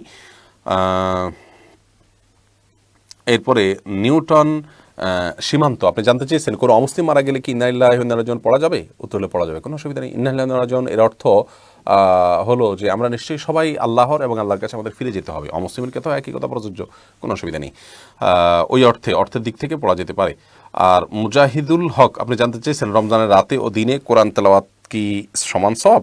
সমান সওয়াব, রাত এবং দিনের জন্য আলাদা কোনো পার্থক্য নেই, তবে রাতে তেলাওয়াত করাটা অধিকতর উত্তম হবে। সওয়াবের ক্ষেত্রে কোনো কমতি হবে না, একই হবে, কিন্তু রাতটা মূলত তারাবিতে নবী সাল্লাল্লাহু আলাইহি ওয়াসাল্লাম কোরআন পড়তেন, সাহাবা একরাম পড়তেন, ওমর রাদিয়াল্লাহু আনহু পড়তেন, অতএব রাতে পড়াটা উত্তম সেদিক থেকে আমরা বলতে পারি। কিন্তু এই উত্তম মানে এই নয় যে দিনে পড়লে সব কম হবে, রাতে পড়লে বেশি হবে। রাত দিন যে কোনো সময় কোরআন তেলাওয়াত করা যেতে পারে। মুজাহিদুল হক আপনার প্রশ্ন উত্তর দিয়েছি। উখতু সাকিব জানতে চেয়েছেন, রোজা রেখে দিনের অধিকাংশ সময় ঘুমিয়ে কাটালে কি রোজার ফজিলত ঠিক থাকবে? থাকবে, কোনো অসুবিধা নেই। ফরজ ওয়াক্তগুলো জামাতের সাথে পুরুষরা যদি আদায় করেন, মহিলার ওয়াক্ত মতো আদায় করেন, কোনো অসুবিধা নেই। রাতে দিনে জেগে থাকতে হবে রোজার জন্য, কষ্ট করতে হবে এমন কোনো শর্ত দেওয়া হয়নি। সাকিবুল হাসান জানতে চেয়েছেন, মেয়েরা মাথায় কাপড় ছাড়া অজু করলে কি অজু হবে? মাথায় যদি কাপড় ছাড়া অজু করেন আপনি, তাহলে সেক্ষেত্রে আপনার অজু হয়ে যাবে, অজুর জন্য মাথায় কাপড় কোনো জরুরি না। আশরাফুল আলম অনেক জানতে চেয়েছেন, রোজার মধ্যে স্বপ্নদোষ হলে কি রোজা ভেঙে যাবে? না ভাই, রোজার মধ্যে স্বপ্নদোষ হলে রোজা ভাঙবে না, স্বপ্নদোষ হওয়ার পরেও রোজা হয়ে যাবে। এমডি আবদুল্লাহ জানতে চেয়েছেন, ডিজে বা গান শুনে টাকা উপার্জন করা যাবে কিনা? ইনকামটা হালাল হবে কিনা? গান শুনে আবার টাকা কীভাবে উপার্জন করা আমি জানি না। গান গেয়ে তো টাকা উপার্জন করা যায়, কিন্তু শুনে হোক গেয়ে হোক যদি মিউজিক বিশিষ্ট কোনো গান শোনা বা গাওয়া হয় তাহলে সেটি হারাম কাজ, এর মাধ্যমে উপার্জন করলে সেটিও হারাম হবে। মোশাররফ হুসাইন জানতে চেয়েছেন ম্যাসাজ করে তালাক দিলে কার্যকরী হবে কি না। জি, আপনি যদি বার্তা পাঠান, SMS পাঠান এবং তাতে যদি তালাকের কথা উল্লেখ থাকে তাতেও তালাক হয়ে যাবে। রৌনক জামান জানতে চান মেয়েদের জন্য কি সফরে নামাজ পড়া জায়েজ আছে যদি সেখানে বাইরের পুরুষ থাকে? কোনো অসুবিধা নেই, বাইরের পুরুষ থাকলেও নামাজ পড়া যাবে, পর্দা করে পড়বেন, পুরুষরা তাকে দেখবেন এরকম যদি হয়। প্রিয় দর্শক, দেখতে দেখতে আমাদের নির্দিষ্ট সময় অনেক আগেই ফুরিয়ে গেছে। আপনাদের আরও অনেক প্রশ্ন আছে, সেই প্রশ্নগুলোর উত্তর সবগুলোর উত্তর আমরা দিতে পারিনি, সেজন্য আমরা দুঃখ প্রকাশ করছি। ইনশাআল্লাহ বিদিল্লাহ আমরা চেষ্টা করব মন্তব্যের ঘরে রিপ্লাইয়ে আগামীকালকে আপনাদেরকে প্রশ্নের উত্তর দেওয়ার জন্য যতটুকু সম্ভব হয়। আমরা এখন থেকে নিয়মিত এটি করছি, অর্থাৎ জুমাবারে লাইভে যে সমস্ত প্রশ্নটা আমরা দিতে পারছি না সেগুলোর উত্তর রিপ্লাইতে টেক্সট আকারে বা কোনো লিঙ্ক দিয়ে উত্তর দেওয়ার চেষ্টা করা হয়ে থাকে শনিবার দিনের বেলা। আমরা শেষ চেষ্টা ইনশাআল্লাহ করব আগামীকালকে যদি আমাদের তৌফিক হয়। আর রমাদানে আমরা লাইভ কখন করতে পারি, কোন টাইমে করাটা উচিত হবে বা আদৌ করব কি না, বা নাকি রমাদানের পরে করব, আপনাদের মূল্যবান মতামত আপনারা মন্তব্যের ঘরে জানাবেন মেহরবানি করে। রমাদান মাসকে যথাযোগ্যভাবে সুন্দরভাবে যেন আমরা কাটাতে পারি, আল্লাহ তাআলা সন্তুষ্ট অর্জনের পথে যেন আমরা অগ্রসর হতে পারি, আমরা যেন তাকওয়ার দিকে অগ্রসর হয়ে যেতে পারি। আল্লাহ তাআলা আমাদের সবাইকে সেই তৌফিক দান করুন। করোনা ভাইরাসের যে ভয়াবহ তা আমরা দেখতে পাচ্ছি, সেটা থেকে আল্লাহ তাআলা আমাদের সবাইকে হেফাজত করুন। যারা হাসপাতালে শুয়ে আছেন তাদের সবাইকে আল্লাহ তাআলা সুস্থতা দান করুন। এই দোয়া করে আশাবাদ ব্যক্ত করছি যে আমরা সবাই সাবধান থাকবো, সতর্ক থাকবো। আল্লাহর উপরে আমাদের সকলকে সে তৌফিক দান করুন। আজকের মধ্যে বিদায় নিচ্ছি, দেখা হবে, কথা হবে ইনশাআল্লাহ পরবর্তী পর্বে। সে পর্যন্ত সবাইকে আল্লাহ তাআলা হেফাজত রাখুন। আসসালামু আলাইকুম ওয়া রাহমাতুল্লাহি ওয়া বারাকাতুহু।